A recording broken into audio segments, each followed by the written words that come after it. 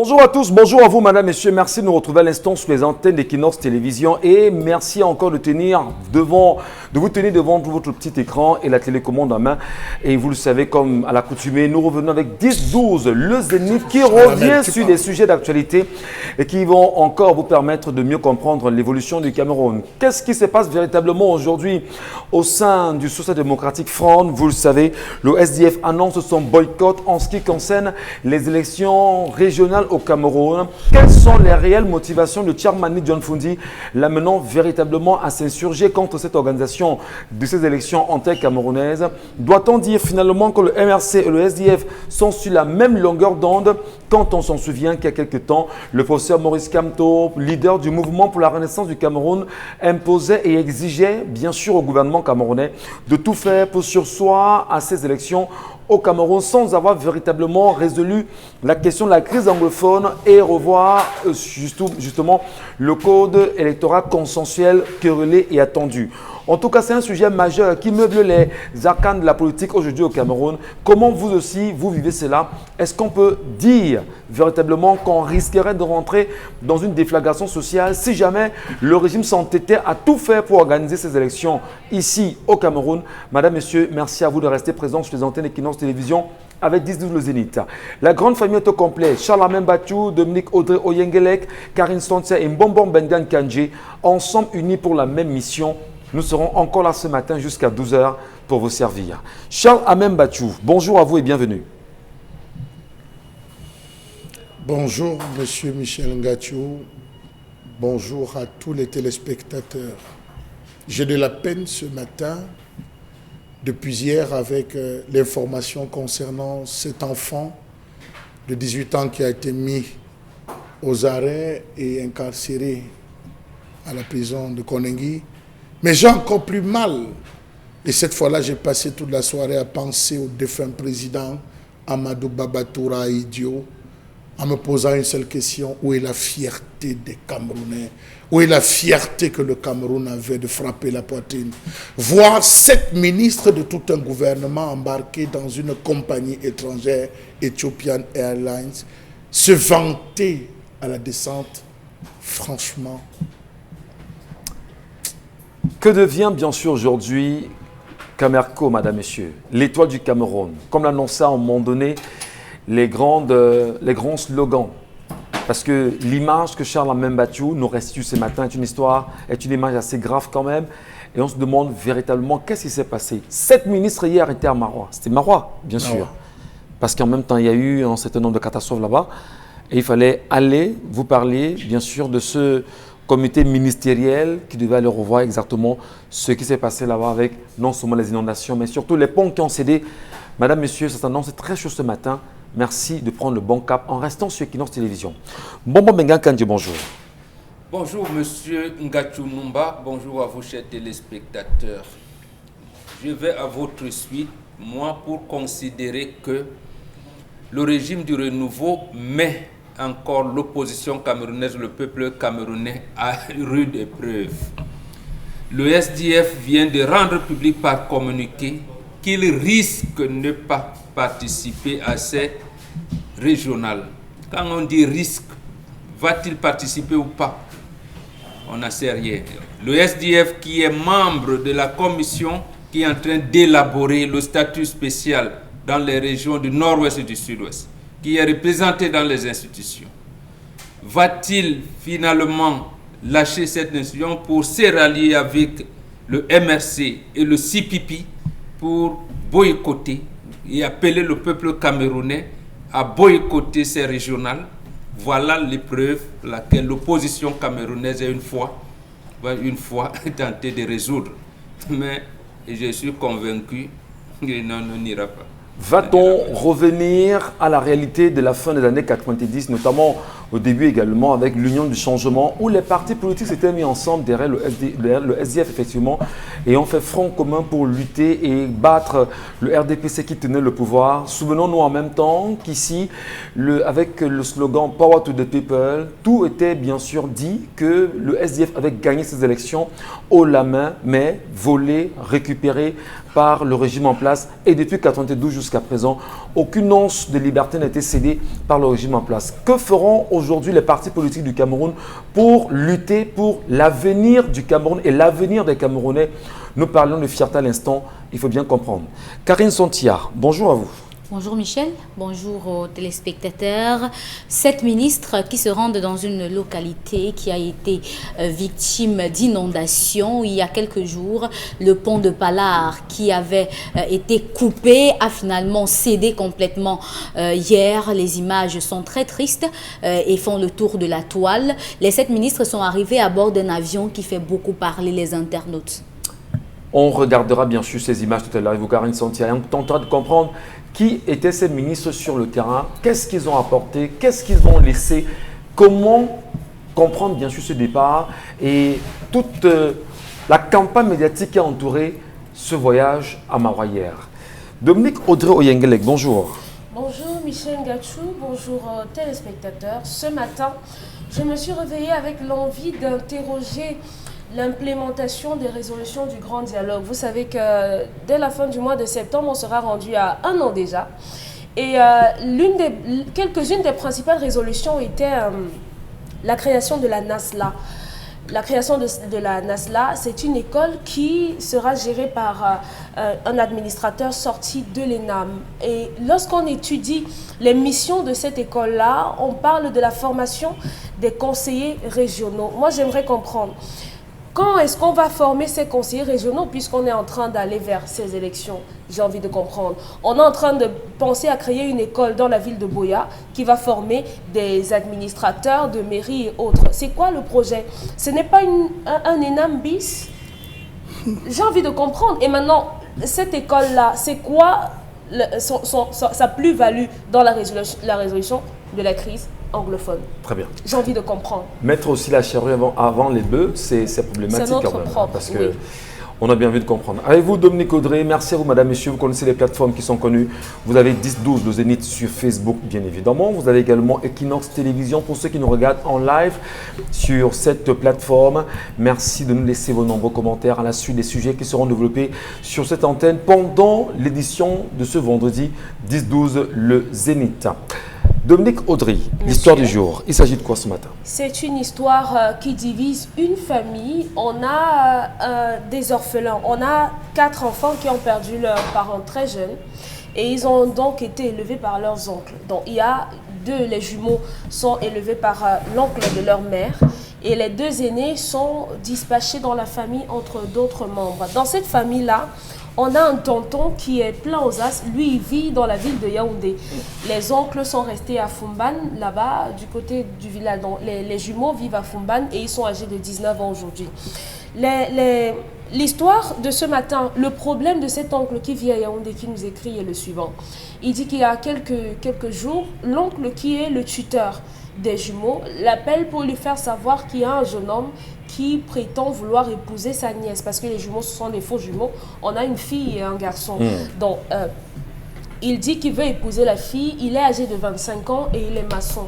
Le tonton de Yaoundé n'est pas très content de cette situation parce qu'il estime que sa nièce, d'abord, avec un état de santé fragile, et encore en première, parce que ses problèmes de santé l'ont ralenti, elle n'a pas pu pousser normalement à l'école. Il estime qu'elle devrait d'abord terminer avec ses études avant de penser au mariage. Il dit que le mariage n'est pas un métier, donc il est contre ça.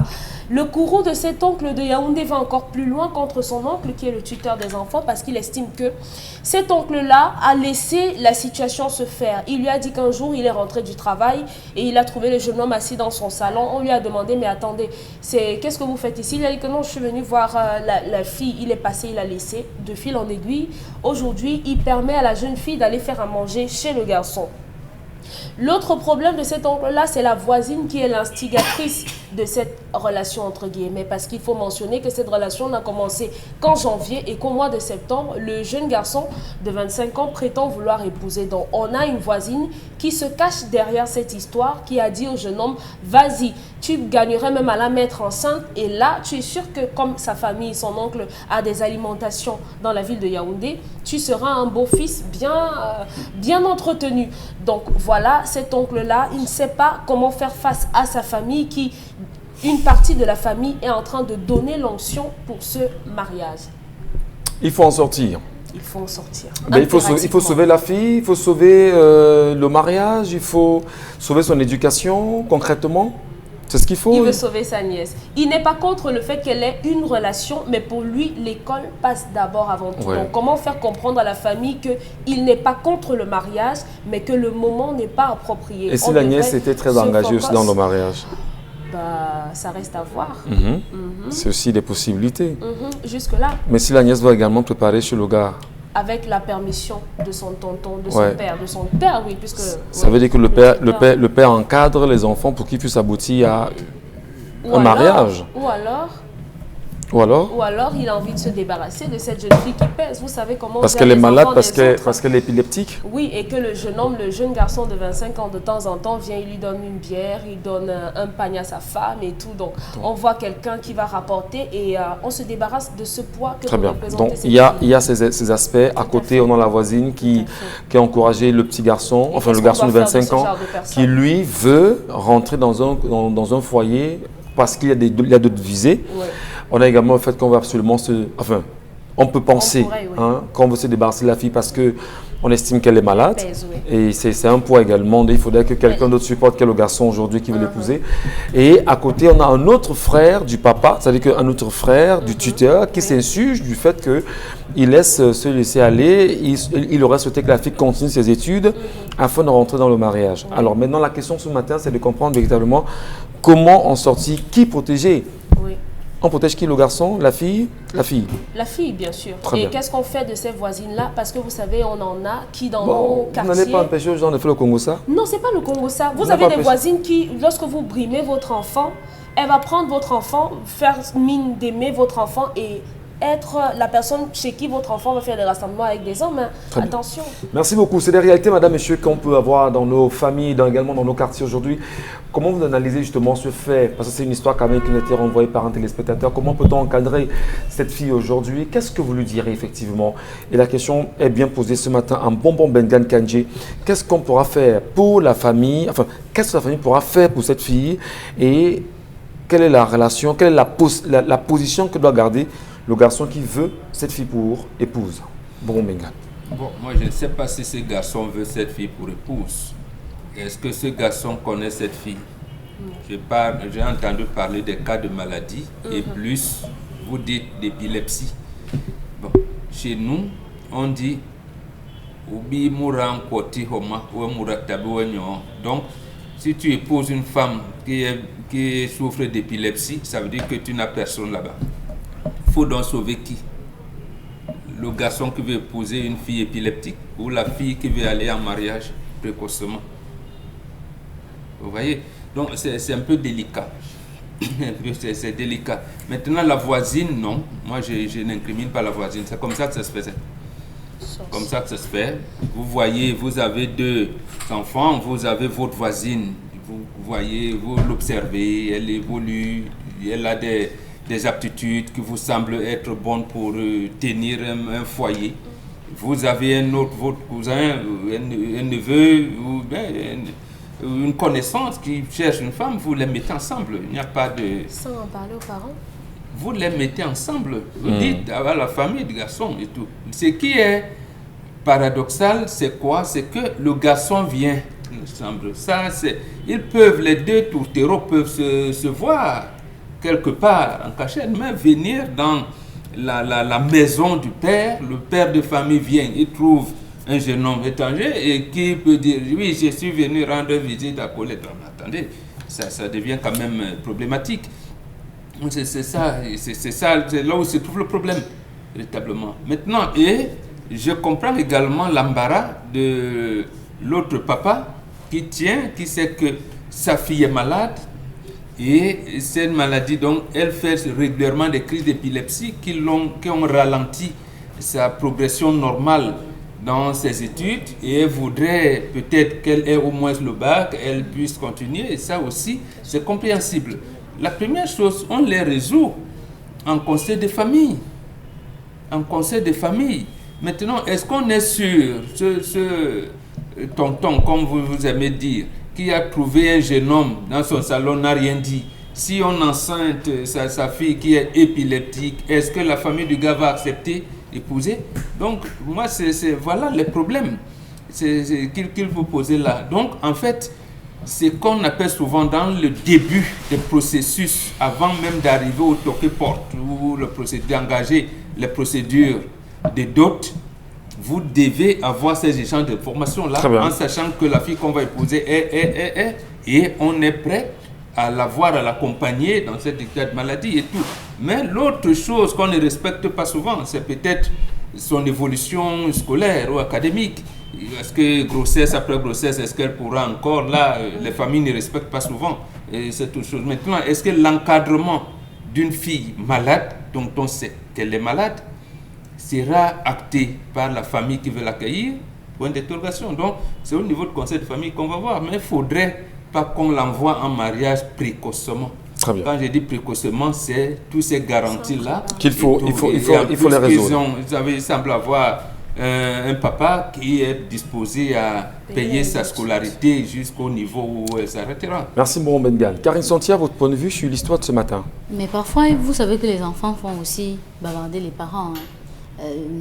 On est quand même là avec une fille de 19 ans qui a quand même déjà des rendez-vous galants avec un garçon, qui réussit à amener le garçon chez eux. Je ne pense pas que le garçon, quand il arrive, il arrête sa main, il dit c'est chez vous qu'on va aller se parler, c'est chez vous qu'on va aller s'asseoir et parler, par exemple.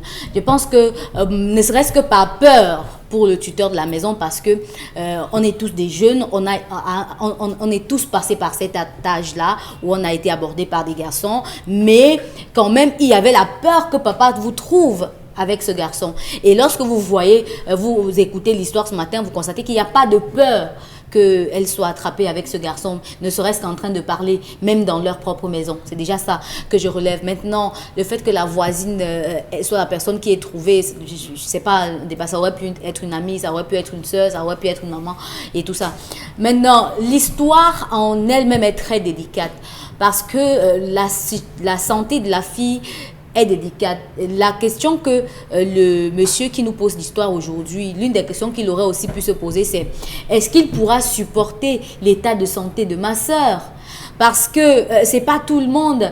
Lorsque vous imaginez quand vous vous mariez avec une femme sans faire les examens et que plus tard vous découvrez que cette femme ne peut pas faire d'enfants, par exemple. Ou que quand vous vous mariez avec une femme et que plus tard, une femme épouse un homme et que plus tard elle découvre que l'homme était séropositif, par exemple. Donc, c'est délicat. Il faut déjà tabler sur tout cela avant d'engager quoi que ce soit. Que la famille soit d'accord ou pas, c'est la vie de la fille qui compte d'abord. Si elle vous dit qu'elle veut se marier avec ce garçon, vous allez monter, vous allez descendre. C'est là-bas que vous allez la retrouver.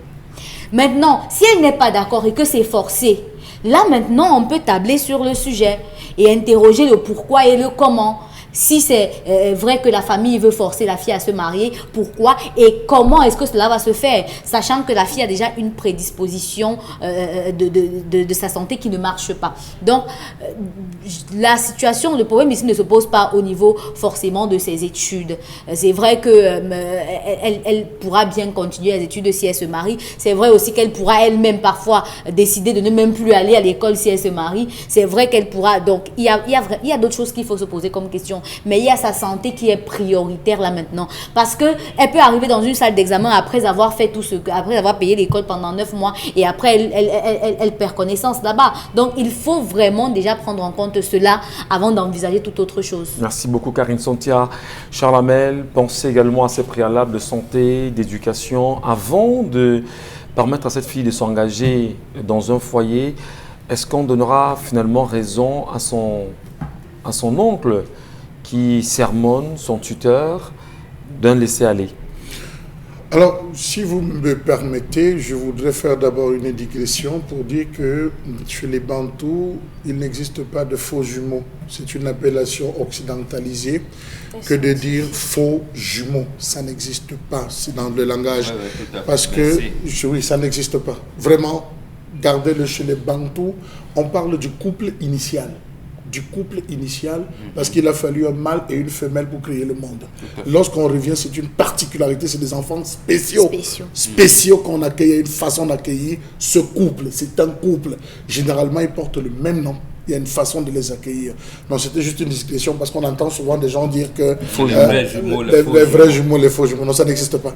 Ça n'existe pas. C'est comme ça qu'on oui, non, je ne dis pas non, on ne va pas à l'encontre. L'Occident n'a pas d'histoire. Mais les Bantous non plus n'ont pas d'histoire. Oh là là. Vous avez un dictionnaire aussi. Donc, oui, beaucoup. Donc, monsieur Michel Ngachou, une fois qu'on a parlé de ce couple initial, je tiens à préciser que nous ne pouvons pas débattre de cette situation en enlevant le contexte. Nous sommes dans le Noun. Et dans le Noun, une fille à 19 ans à la maison est déjà vieille. Elle est déjà vieille. Ça, c'est le principe dans le Noun. Dans l'Ouest même en général, jusqu'au Nord-Ouest, il y a un certain âge où quand la fille l'attend à la maison, on commence à lui dire, est-ce que tout va bien? Est-ce que tu es sûr qu'il n'y a pas de problème? Tu n'as pas... comment il y a quelque chose qui ne va pas? Dis-nous un peu. On ne t'a jamais vu. On veut voir la fille s'émanciper. On veut voir les gens toquer à la porte. Vous entendez souvent au quartier, comment on dit que ta fille, là, je l'ai déjà réservée pour mon garçon, que personne ne vienne. Vous entendez ces phrases au quartier. C'est pour dire qu'on commence à apprécier la beauté. Vraiment, mon jeune fils, là, il regarde trop ta fille, là. C'est des conversations entre parents. Vous pensez anodin, mais ça démontre déjà, ça dénote quelque chose. Vous avez dans le Noun, jusqu'à ce jour, des familles qui continuent à doter les enfants dans le ventre.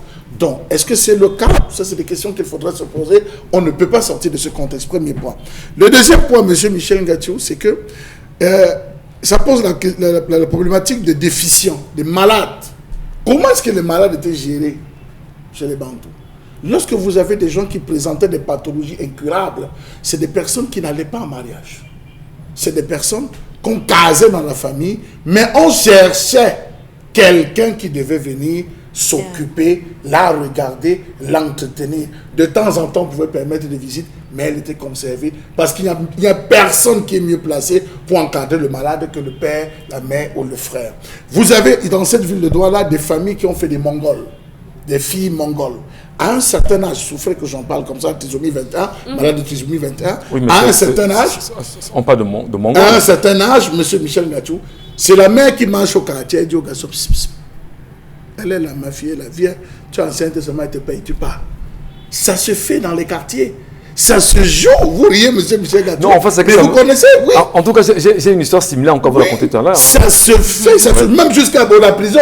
Vous avez des gars qui roulent ici en voiture, ils roulent carrosse, mais c'est des gars qui le soir, ils disent que gars, je vais au boulot. Tu dis, tu vas à quel boulot? Il dit non, je suis payé quelque part. Il débarque, il arrive là-bas, c'est entretenir la fille. Tout le monde a droit au plaisir. Vous avez dans les maisons des gens qui ont des malades handicapés, des déficients mentaux, des gens qui ont des handicapés moteurs. Les mamans marchent dehors pour trouver les prostituées. J'ai eu à faire un travail là-dessus où j'ai eu à rencontrer des prostituées qui disent que non, on nous paye, mais c'est 30 000, 50 000. Excusez-moi l'expression. Oui, le moment. Le moment. Oui. Donc, pour venir donner le plaisir à quelqu'un qui ne peut pas sortir dehors, quelqu'un qui ne peut même pas se faire plaisir. Donc, ça pose ce problème. Et je pense qu'il serait temps aussi que nous comment je veux dire, la société civile et tous, les ONG s'intéressent à ça. Tout le monde a droit au plaisir. Voilà une jeune fille, le parent dit, vas-y, lance-toi. Le drame, c'est qu'elle va préparer.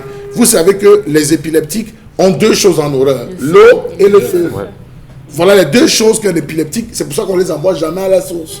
On ne les envoie jamais puiser l'eau. On ne les envoie jamais près du feu. Mais quand on dit qu'elle va déjà préparer, j'aimerais bien savoir qu'elle est bien suivie, elle est bien entretenue, que véritablement elle prend ses médicaments. Et même quand on prend ses médicaments, en termes d'affluence et les crises, c'est vrai que ça réduit, mais il y a toujours des crises. Donc je pense qu'ici, les parents, le tuteur a mieux pensé la chose en disant, vraiment, il a mesuré les chances pour elle d'avoir un véritable mariage, raison pour laquelle ils ont trouvé cette solution entre guillemets. Je n'ai pas envie de dire qu'elle est salutaire, parce que tout le monde a droit à un bonheur, mais je vous rassure que les parents bien pesés, ça peut être plus grave. Si le tonton là à cette latitude, comme l'a dit Mbambok, il vient, il dit que je veux prendre la fille en vacances, je vais la prendre en congé, il la ramène à Yaoundé, mais qu'il soit en sûr, qu'il soit très rassuré, quand elle va arriver à Yaoundé, elle va passer 2, 3, une semaine, aucun gars ne va lui dire tu es belle, elle va sortir dans le premier bus, venir retrouver son gars chez qui, Voilà, et surtout c'est préparer. Merci cher Alain Bachou. Peut-être pour le rapprochement justement avec les angles que vous avez développés ici. C'est une maman qui d'ailleurs qui est cadre dans un ministère de la place et qui a la chance également de se rendre compte qu'il y a un nouveau cadre qui a été nommé dans le même ministère qu'elle. Et il est plus jeune, il est plus frais, il est plus élégant. Et elle se rend compte qu'effectivement qu'à la maison, elle a des petites filles.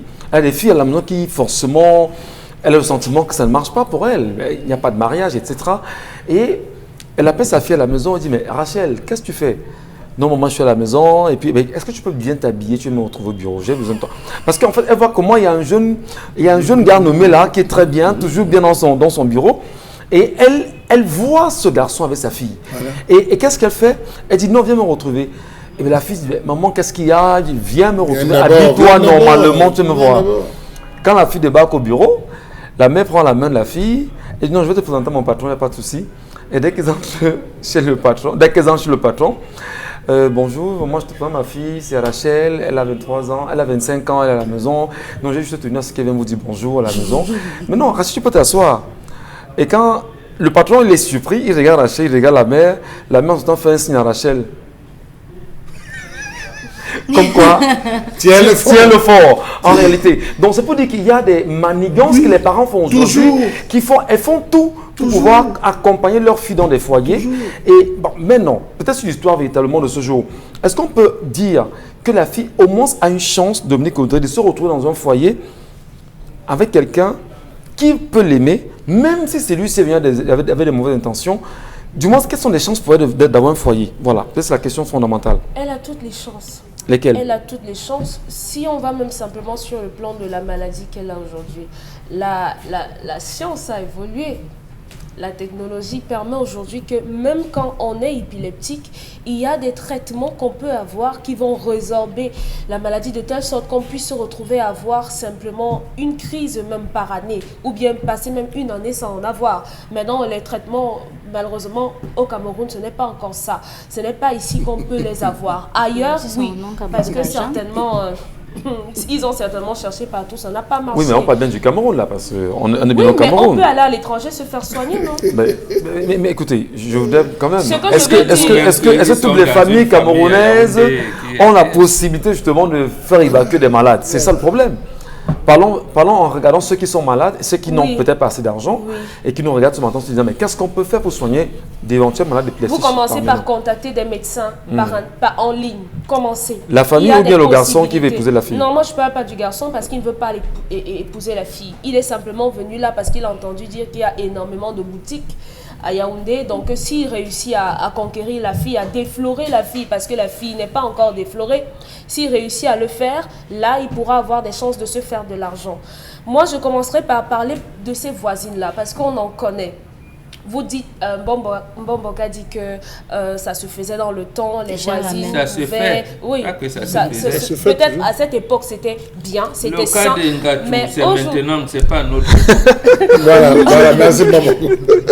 Je savais pas qu'on lui a trouvé la femme. Hein. Non, c'est pas moi. Mais attention. Même là. Donc, non, mais juste marié. Ça se fait. Il y a les expériences sont différentes. Moi, je connais des voisines qui ont perverti des petites filles de leurs voisines en les incitant à rencontrer des hommes dans leur maison. Vous ne pouvez pas avoir l'enfant de votre voisine et c'est vous qui estimez qu'elle est suffisamment bien. Elle est déjà mûre pour rencontrer un homme sans en parler préalablement avec la mère. À cet âge, à 19-17 ans en montant, la jeune fille est manipulable. Elle voit en sa mère une femme austère, sévère, qui refuse qu'elle fasse un certain nombre de choses. La voisine en face est plus tendre, elle est plus souple, elle est libérale. Elle vous donne son téléphone pour que vous causiez avec des hommes. Elle vous couvre pour que vous alliez faire des rencontres. Ce genre de voisine, peut-être à une époque ou bien quand ça continue de se faire, mais c'est répréhensible. Vous ne pouvez pas être la personne par qui une fille va décider d'arrêter l'école sans passer par les parents. Ça, je suis contre, vraiment totalement contre, c'est sans appel. À côté de ça, de cette mauvaise voisine et de son mari qui pour moi on devrait même les poursuivre en justice, il y a l'oncle, le tuteur de cette fille qui veut se débarrasser de l'enfant. Vous considérez un enfant comme votre enfant, vous êtes le père d'un enfant. Vous rentrez chez vous et vous trouvez un jeune homme dans votre salon, vous ne vous en offusquez pas. On vous dit que c'est Nathalie qui l'a fait venir. Et vous restez tranquille, vous passez, vous allez dans votre chambre et vous commencez à échanger avec le monsieur au point d'aller voir un marabout qui vous dit que non, le mariage est propice. Comme on voit chez les Indiens là-bas que non, le prêtre a dit qu'il y a telle date, c'est bon pour le mariage. Non, il veut se débarrasser de cette fille qui visiblement est devenue un poids. Ce n'est pas un poids pour vous, monsieur, parce que tous les membres de la famille se concertent, se cotisent pour pouvoir gérer ces 2 enfants que vous avez. Donc maintenant, brièvement, j'ai déjà dit au monsieur, il faudrait qu'il ait une conversation avec sa nièce. Parce que sa nièce aujourd'hui a en âge de lui dire « Tonton, voilà, je suis déjà allée jusqu'à tel niveau dans la relation avec le garçon, je suis impliquée sentimentalement à tel niveau. » Ce n'est que par rapport à ce qu'elle va vous dire que vous pourrez savoir sur quel pied danser.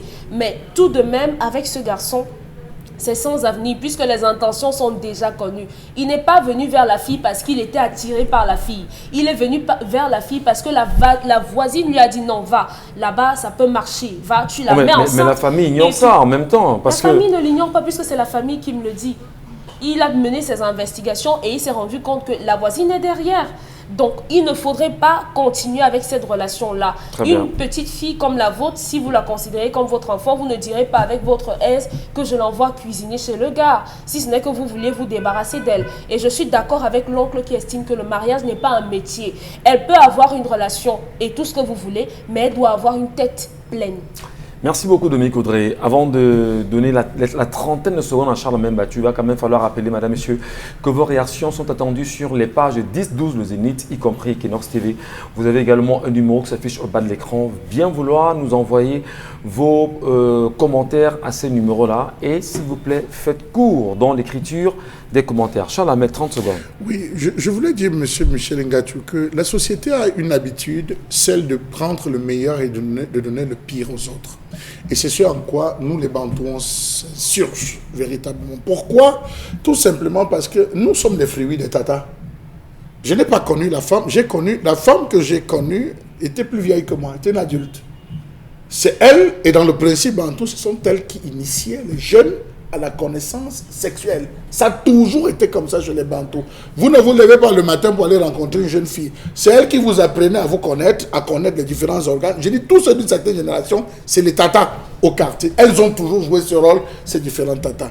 Dire aujourd'hui qu'elle a envoyé la jeune fille entre une tata qui... Ça dépend des quartiers. Entre une tata qui organise et des jeunes qui vous envoient dans le gouffre, on va fumer la drogue, comme on les voit derrière des cages, fumer, consommer, boire la drogue sous forme de thé et aller se livrer, vous préférez quoi? Au moins la tata qu'on peut contrôler, parce qu'il y a des tatas qui ont généralement organisé, qui ont très bien organisé ça, il faut leur tirer des coups de chapeau à ces différents tatas. L'autre chose, c'est qu'une jeune fille quand même qui a, le suivi n'est pas exact au Cameroun, une jeune fille qui a l'épilepsie. J'ai peur quand vous dites qu'il y a des tatas qui ont organisé et que de comprennent ça mal. Il faut bien dire qu'elles ont organisé. Et ça a marché. Non, elles ont organisé, c'est-à-dire qu'elles échangeaient avec leurs cadets des quartiers et elles leur apprenaient un certain nombre de choses. Je vous le dis, effectivement, parce qu'il faut bien encadrer il faut bien comprendre l'encadrement. Puisque lorsque la maman veut même parfois vous engueuler, vous dit, prends l'exemple sur telle tata, ne regardez pas telle autre, vous avez vu comment elle a fait. La jeune fille, c'était le modèle dans les quartiers. Donc je voulais dire qu'aujourd'hui, vous l'avez dit, le suivi en termes de traitement n'est pas adéquat. Voir un jeune garçon qui est tout prêt, tout beau, tout frais, se retrouver là à prendre une jeune femme qui souffre de cet handicap, vraiment, ces gars sont excessivement rares avec le degré de traitement que nous avons au Cameroun. Premier point. Deuxième point, je dis, il y a des garçons qu'on prend souvent et qu'on oublie, on réoriente l'idée. On peut réorienter l'idée du garçon. Il venait pour s'amuser. On peut réorienter l'idée du gars et il reste. Et on interpelle qui ici les parents qui devaient l'encadrer aussi. Oui. Hein. Très bien, merci. Donc je beaucoup. dis c'est possible. Alors c'est dit également que les parents qui nous regardent aujourd'hui, parce que c'est aussi une des questions sur lesquelles quelquefois on réfléchit là-dessus, on se demande, mais quand on est parent, on voit sa petite fille qui fait première au terminal avec un garçon en train de flirter, n'est-ce pas l'occasion pour le parent rapidement de les appeler, de les amener, de les encadrer, surtout pour qu'il n'y ait pas de désorientation avec la vie, parce que vous savez aujourd'hui... non, je vous dis, vous pouvez leur demander d'aller à l'école, ils ne vont pas à l'école. Ok. Mariez-vous donc. Non, mais justement, s'ils sont en âge de se marier, Moi, je pense aujourd'hui, après, on vous paye le loyer. je pense aujourd'hui quand même que, honnêtement, peut-être il y a des manquements des parents. Ça va. Quand on va nous voir, nous jeunes garçons, à 16, 17, 18 ans, en train de flirter avec des filles, Monsieur Michel on nous a Ngatou, fessé. tous les mariages C'est sont normal. calculés. Aujourd'hui, tous les mariages sont on veut calculés. d'abord fessé. Non, tous Oui. les On mariages sont nous a calculés. correctement Et fessé. c'est Alors, bien. Alors, non, à 18 ans, tous les mariages sont mais calculés. moi je veux dire, à 24 ans, c'est parce que la boutique, j'ose ça à va. mon âge quand même, à 24 ans, surtout un moment comme maman, il y a une fille là-bas qui est jolie. Hein. Et c'est comme ça. J'avais 24 ans. Figurez-vous. Donc, c'est juste pour que vous sachiez qu'il devait avoir un Quand encadrement vous rentriez, la parental. maman était déjà assise devant la Et porte. elle vous maman, attend. s'il vous plaît, vous a dit, quand tu dis à maman, il y a une fille là, Qu'elle ouais, ne mais vous a maman, même elle pas est vu. jolie, hein, maman. Maman m'a dit, c'est bien, mais monsieur, vous faites l'école. C'est comme ça. Ah, mais je vous ai dit que tous les mariages sont calculés. Mais maintenant, les Il y a grands plus de frères du mariage. Il faut rentrer quartier, dans le contexte. les grands frères du quartier, les Il faut grands frères du rentrer dans quartier le vous disaient contexte. certaines choses. Que laisse, quand tu vas grandir, tu vas voir, la femme c'est comme ci, c'est comme ça, la femme c'est comme ça, Non, mais il y aura, dans effectivement. le contexte que nous avons évoqué ce matin, s'il s'agit vraiment du noun, 19 ans, C'est tard. pour eux, c'est même C'est tard très tard. pour se marier. Effectivement. Généralement, on vient doter les filles là-bas très tôt. 14, Donc c'est très 14, 15 délicat. ans. Oui, voilà, donc à 19 ans Et pour c'est elle, bon, hein, et le c'est problème, je pense même que la raison pour laquelle ils n'ont même pas encore réussi à trouver de gendre pour elle, c'est parce que elle est malade. Je pense que c'est même l'une des raisons pour lesquelles ils Sinon, n'ont pas encore à trouvé de 19 ans, Parce elle que quand serait tu ne déjà en trouves malade pas, on depuis. trouve, on vient avec. Merci beaucoup, Bah, Karine. sauf que ça va pas se faire, elle va aller à l'école. Merci. Allez, De force. peut-être elle est énervée aussi. Si peut-être elle pas veut se énervée. marier, vous allez faire quoi? Vous allez Merci, merci, je vous en prie. Madame, monsieur, restez les nôtres à l'instant. Allons rapidement. Dominique Audrey, Karine Santiac, taisez-vous. Merci. Allez, tout de suite, la colère de Charlemagne Batchou.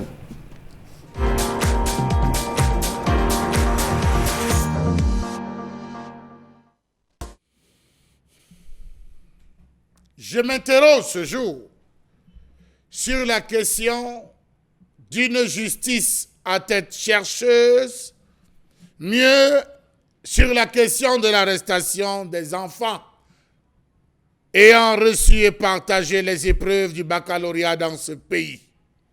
Ils sont 5 jeunes arrêtés et envoyés à Kondengui, habitant Banganté, Melon et Pendja. Ils sont élèves et jeunes enseignants. Sommes-nous réellement dans un état de droit? Telle est la question qu'on est appelé à se poser. L'interpellation et incarcération de cet enfant appelle à plus d'un titre à une série de questionnements. Sont-ils les véritables personnes qui ont mis au grand jour les épreuves du baccalauréat? A-t-on peur de toucher la personne qui était l'auteur de cette ventilation d'épreuves? Pourquoi avoir suspendu les personnes qu'on a dit être les responsables sans toutefois les faire ou procéder à une confrontation? Pourquoi refuser la liberté provisoire à ces élèves qui n'ont pas pu composer et les envoyer en prison pour besoin d'enquête, alors que celle menée par le gouvernement a identifié 7 coupables des mêmes faits? L'enquête que prétend conduire le juge d'instruction vise quel but? Puisqu'au finish, il devrait avoir confrontation. Mais dans le cas d'espèce, confrontation avec qui? Pourquoi n'avoir donc pas fait arrêter les 7 responsables de l'office du baccalauréat du bac du Cameroun?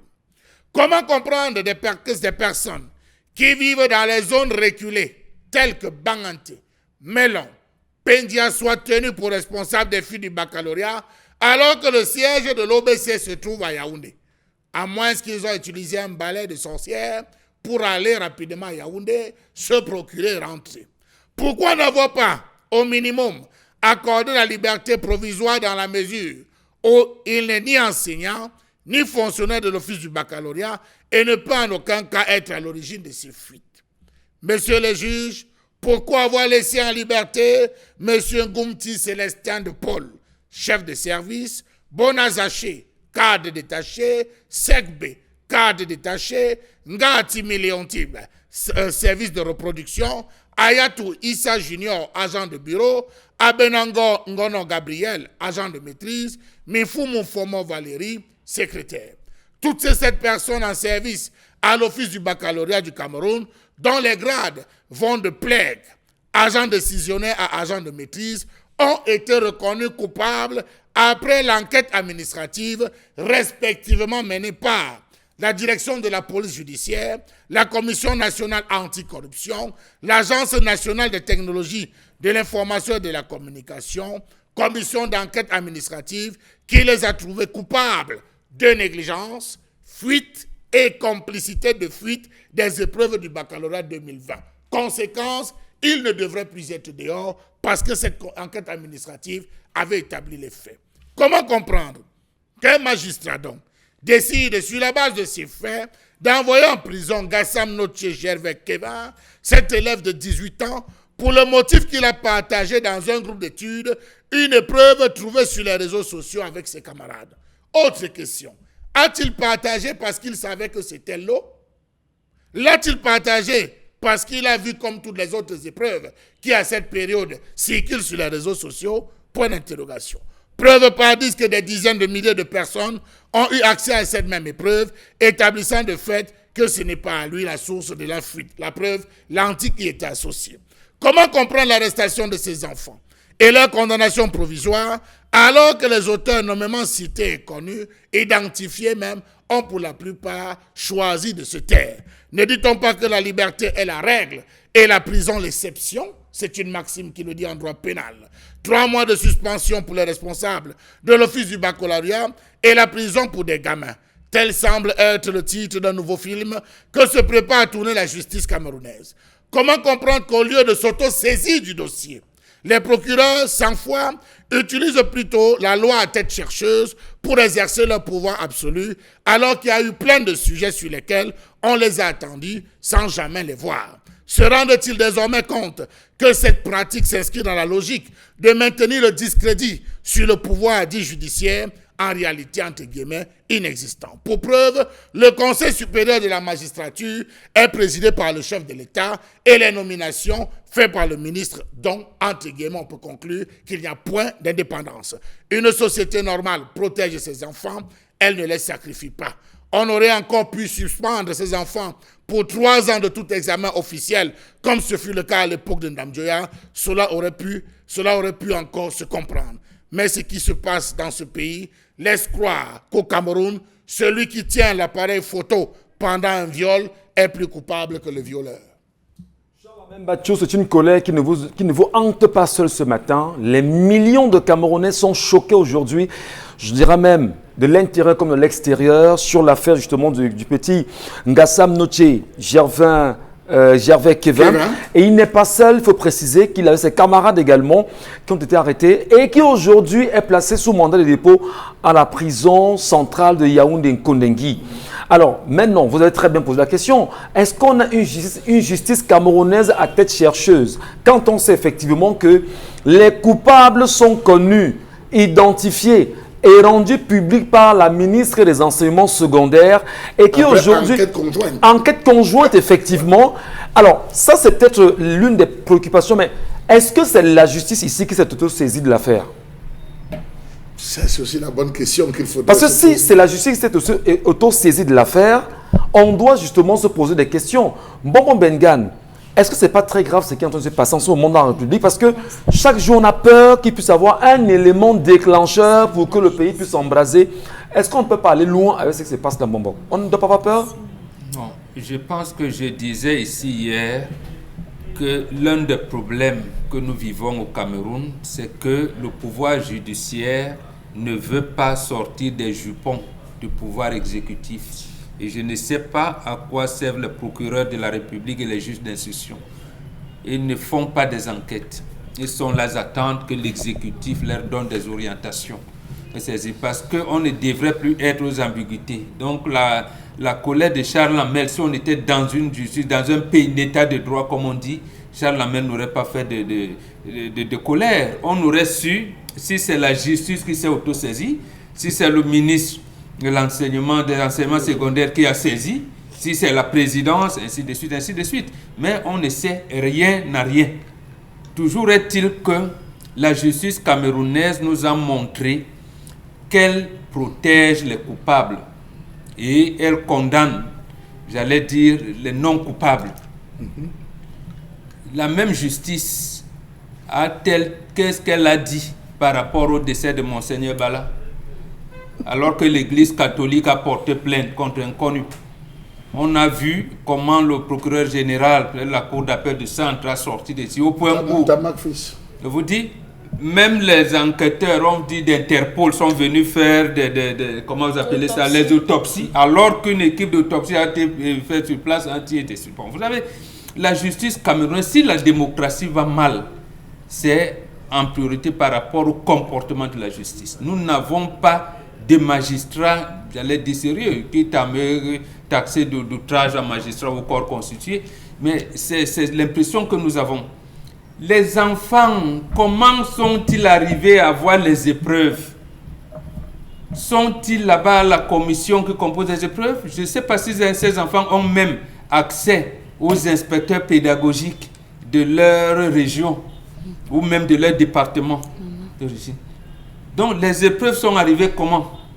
Et apparemment, le gouvernement peut savoir si ces enfants sont allés voler les épreuves quelque part. Il les a scannés avec son téléphone portable et il l'a partagé dans le groupe d'études où des amis ils sont. Est-ce que c'est quelqu'un qui a pris les épreuves, a remis à l'enfant en lui disant, bon voilà l'épreuve, ainsi de suite. Tout ça, la justice, le gouvernement a les moyens de le savoir. Mais autre chose, si on veut vraiment être sérieux, c'est eux qui ont fait les enquêtes, ils ont trouvé les 5 aussi coupables.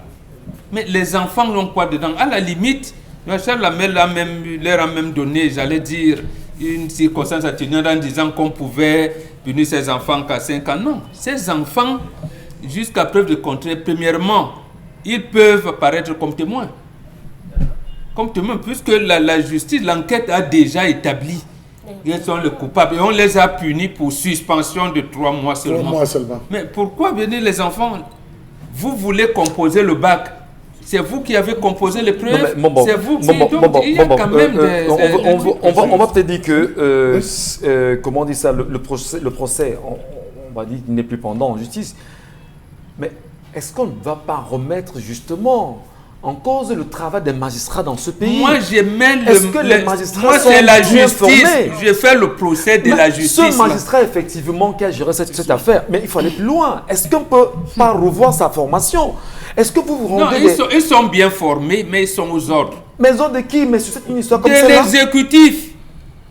De l'exécutif. Vous savez, les procureurs, les juges d'instruction, qu'on dit souvent qu'ils ont les coups de franche. Il suffit qu'un ministre leur dise, regardez comment on avait arrêté Bapès. Voilà. On arrête un ministre en fonction, au point où même le président de la République n'est pas au courant. Il s'est agi que le Yann Philémon arrive, il demande au président Biya, heureusement qu'il sortait ce jour-là. Il dit que bon, monsieur le président de la République, vous ne m'avez rien dit du ministère des Affaires secondaires. Il dit, mais qu'est-ce qu'il y a là-bas? On a arrêté le ministre Bapès hier. Il dit, avant que je ne quitte l'aéroport, vous devez le mettre dehors. C'est comme ça que le ministre Bapès sort. Disons. Et au point où c'était même le 1er avril, il a dit, laissez-moi ici, votre poisson d'avril, là, je n'en consomme pas. Donc, plein de choses. Je vous dis, Monseigneur Bala, ça s'est passé devant eux. Nous avons eu même le cas du commissaire du 10e qui a ôté, séquestré la vie. Voilà. Le sous-préfet de Guédé.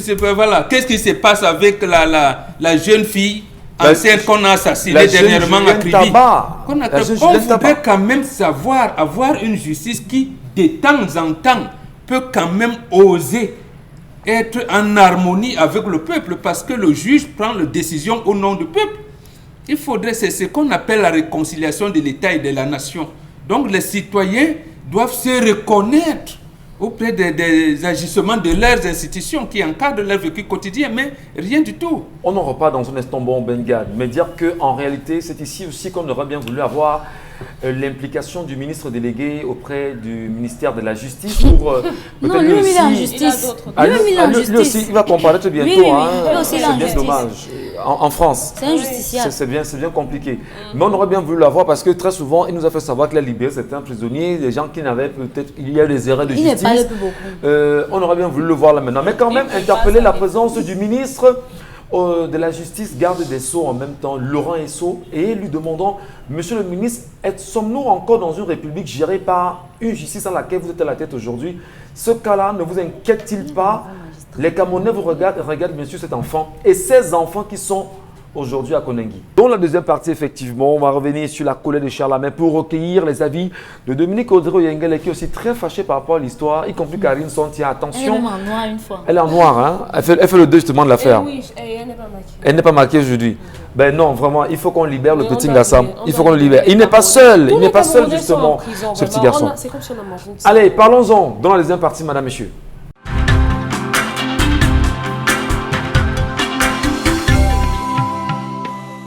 Bon retour, mesdames et messieurs. Bon retour à vous. Bien sûr que le Cameroun est en colère avec l'arrestation aujourd'hui, mais surtout l'incarcération du petit garçon et ses camarades, Ngassam, Noche, Gervais, Kevin. Aujourd'hui, on en parle véritablement dans le cadre de la colère, ici même sur ce plateau, et avec 10-12 le Zénith, qui est bien sûr au Zénith en ce moment avec ce sujet.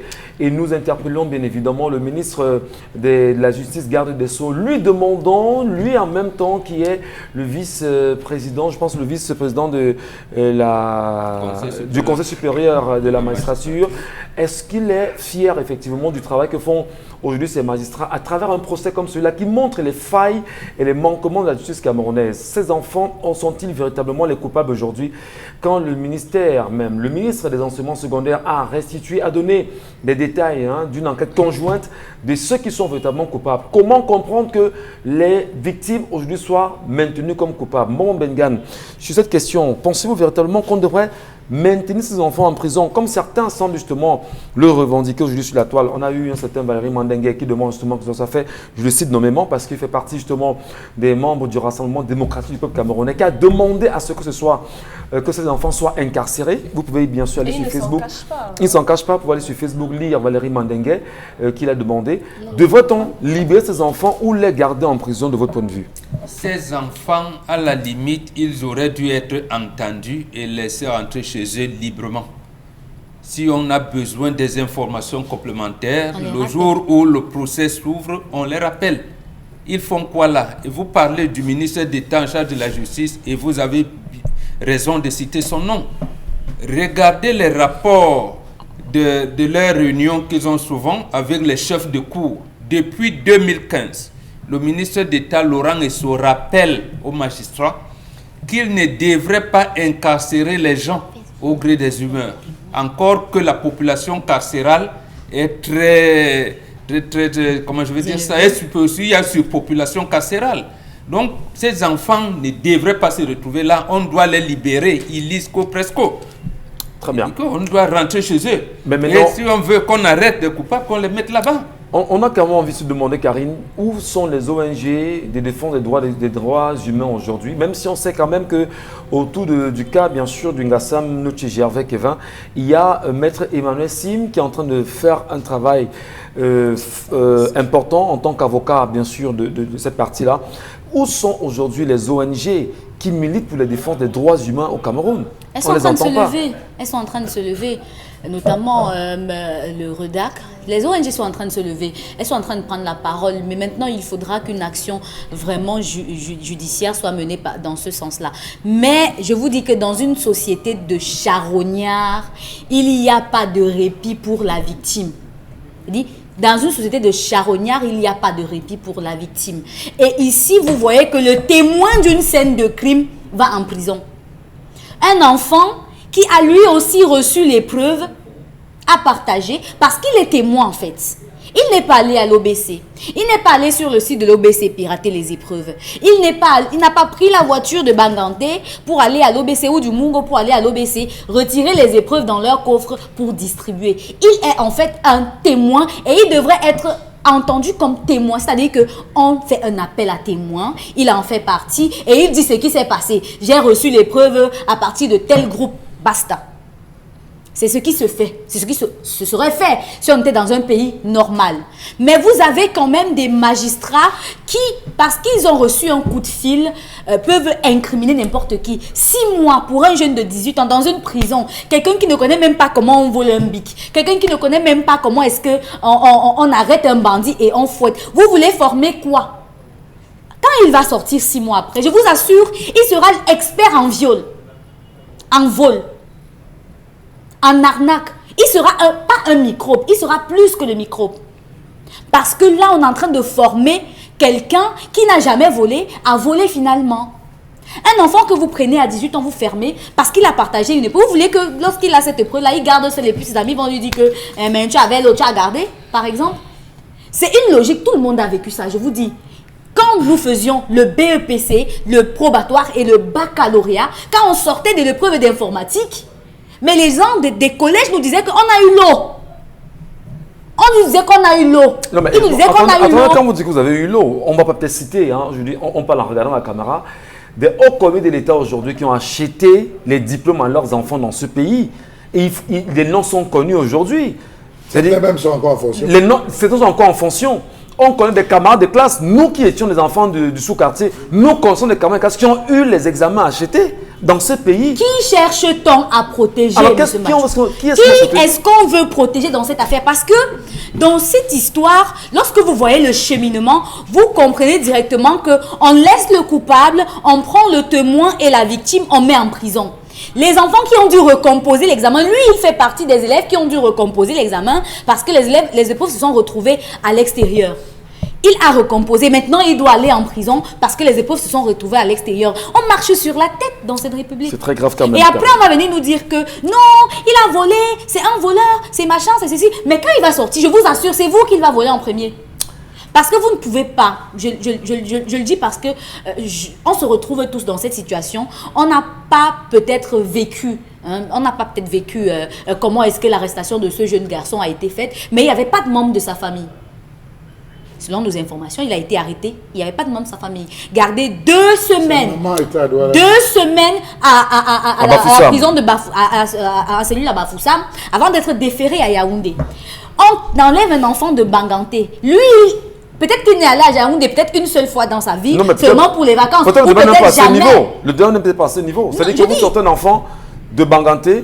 Est-ce qu'il n'y a pas de commissariat à Banganté? Est-ce qu'il n'y a pas de brigade à Banganté? Il n'y a pas de coup de justice. Est-ce qu'il n'y a même pas une prison à Banganté? Parce qu'il y en a effectivement là-bas. Vous le sortez de Banganté pour Bafoussam. Comment est-ce que l'arrestation a été faite? Rappelez-vous de ce fou, celui-là qui écrivait Dieu, vous l'appelez? Oui, il y a le fou de Banganté là. Le fou de Banganté là. Vous avez vu comment on l'avait arrêté? Les gens pensaient même qu'il était normal, de la façon avec laquelle on a envoyé une escouade se saisir de lui. Donc tout ça, c'est bien. Moi, je vais terminer. Je vais terminer en reprenant Maître Henri Koukam qui a dit que chaque fois que la société reprime la mauvaise personne, elle fait la part belle aux initiateurs et aux instigateurs du mal originel. Et je partage vraiment cette assertion. Et Dominique Audrey, effectivement, c'est une histoire qui vous a tellement mise en colère ici, lors de la préparation de l'émission. Vous n'arrêtez même pas de pleurer sur ce plateau. Et vous semblez justement dire qu'il faut tout faire pour libérer ces enfants aujourd'hui. Mais pour les libérer, il faut d'abord arrêter les coupables, non? Les coupables sont connus. Mais il faut les arrêter, non? C'est quoi le problème? Michel, la commission d'enquête mise sur pied par Mme Nalova Yonga a établi qu'on avait des membres de l'OBC qui étaient responsables de cela, les membres de la reprographie. C'était eux les coupables. Je crois que l'enquête s'est terminée là. On a eu une nouvelle épreuve, non? On a eu une nouvelle épreuve. Effectivement. Problem now? Pourquoi arrêter cet enfant aujourd'hui? Est-ce qu'on ne voulait pas faire le trafic des organes? Il faut trafiquer les organes là des enfants. On a fait une nouvelle épreuve. On nous a dit que ceux-là sont responsables de négligence, ils sont responsables de complicité et de fuite de l'épreuve. Les faits sont établis. Maintenant, on reproche quoi à Ngassam et ses camarades? Parce que jusqu'ici, on n'a pas le nom de ses camarades. Qu'est-ce qu'on leur reproche? Et vous avez mentionné un nom là de quelqu'un qui estime qu'on devrait les punir parce que pour eux, ce sont les tueurs et tout. Mais j'ai pas entendu la punition qu'il a demandé pour ceux qui ont détourné l'argent de la canne. J'ai pas entendu la punition pour le jeune homme qui a été tué comme un bœuf à Bafoussam dans une boucherie. Vous parlez? C'était Cyril Epanga. Tué par la gendarme. Oui. Quelle est la punition qu'on a demandée pour la responsable de ce meurtre-là? Parce qu'on va faire comme si l'affaire ces enfants ont tué. On a Bello, on a Lydienne. Quelles sont les sanctions qu'on a demandées pour ces gens-là? Quelqu'un ne peut pas être... Combien de personnes partagent des informations sur Internet? Pourquoi c'est aujourd'hui que l'Antique veut faire son travail? Où sont les responsables du piratage du compte de l'ECAM? Si on a piraté. Si vous permettez, il y a même pire.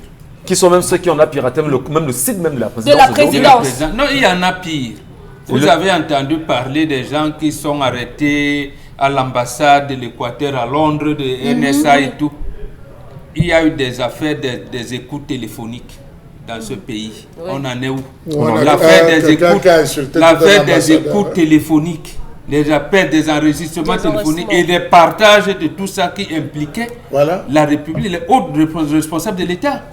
On en est où? Ou un ambassadeur, tout un ambassadeur était longuement lessivé sur Internet. On n'en parle pas? Vous me la bouclez. Ah, vous me la bouclez. C'est un souvenir, juste pour vous. Non, mais sérieusement, Dominique il faudrait même un peu de logique. Si on essaie même de laisser les lois et tous les machins compliqués pour nos mamans du marché là, un peu de logique, si on essaie même de réfléchir simplement, les épreuves ont été reconstituées. Le 4 août, on a donné une nouvelle épreuve, ces enfants ont composé. Donc je ne sais pas pourquoi on veut venir arrêter cet enfant aujourd'hui. Il n'est pas allé chercher cette épreuve à l'office du bac. Il est resté, comme on dit au Cameroun, c'est venu le trouver sur place. Donc il n'est pas question qu'on sacrifie l'avenir de tous ces enfants-là et de ces professeurs qui n'ont fait que corriger les preuves que les enfants lui ont données. Parce que c'est le travail, on se prépare à l'examen.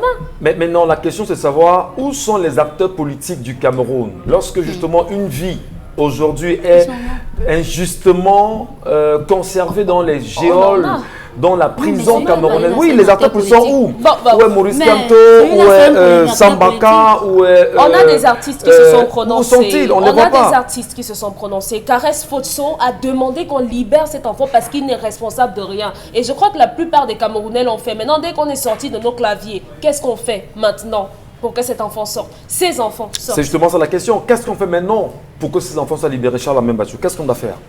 Alors, on va faire ce qu'on a l'habitude de faire, M. Michel Ngachou. C'était regardez. J'ai encore en mémoire, M. Michel Ngachou, les effets de Sangbelima. Où des gens ne se cachaient pas pour descendre dans la rue, en monovision tenir des machettes, vider des boutiques, frapper des individus, filmer et présenter sur Facebook.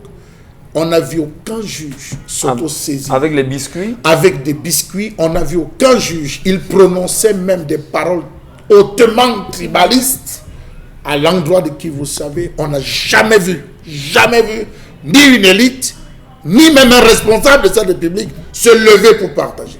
On a eu juste le ministre de l'administration territoriale qui est descendu organiser un repas de la paix. Mais vous savez, quand vous parlez, j'ai un peu de chair de poule. Monsieur Michel, oui, j'ai un peu de chair de poule. J'ai un peu de chair de poule. Nous avons eu l'affaire de Obala. Voilà. Où on a vu des gardes présidentiels marcher à côté des gars. C'est comme s'ils évitaient même les gars qui avaient la machette. Les images sont encore là. Courir dans la rue et frapper des individus. La justice ne s'est jamais saisie. On a eu l'affaire de la vallée d'une thème, où un chef, malgré l'existence d'un texte de loi, s'est levé pour dire on n'a pas besoin de tel, venant de telle tribu ici. Les Chinois. Ce n'était-ce pas des propos haineux? Où était la justice en ce moment? Alors, je pense donc désormais, M. Michel Ngachou et de nombreux Camerounais, que le sens de la justice va dans un seul côté. Le sens de la justice va dans un seul côté. On ne frappe qu'un seul côté. On ne s'auto-saisit pas quand ça connaît l'autre côté. Ça interroge même sur les responsables de la justice désormais. Quels sont ceux, en termes d'approche sociologique, qui tiennent la justice au Cameroun? Ça interroge désormais. On va se poser dans la question de savoir. On a eu le cas de ce journaliste qui est décédé chez le préfet d'Endek, sur le sous-préfet Andek. On a eu le cas, M. Michel Ngachou, de cette Lydienne. On a eu le cas du commissaire du 10e, là où cette jeune fille, le taximan est décédé. On a des cas, on peut vous citer des cas. Mais qu'en est-il?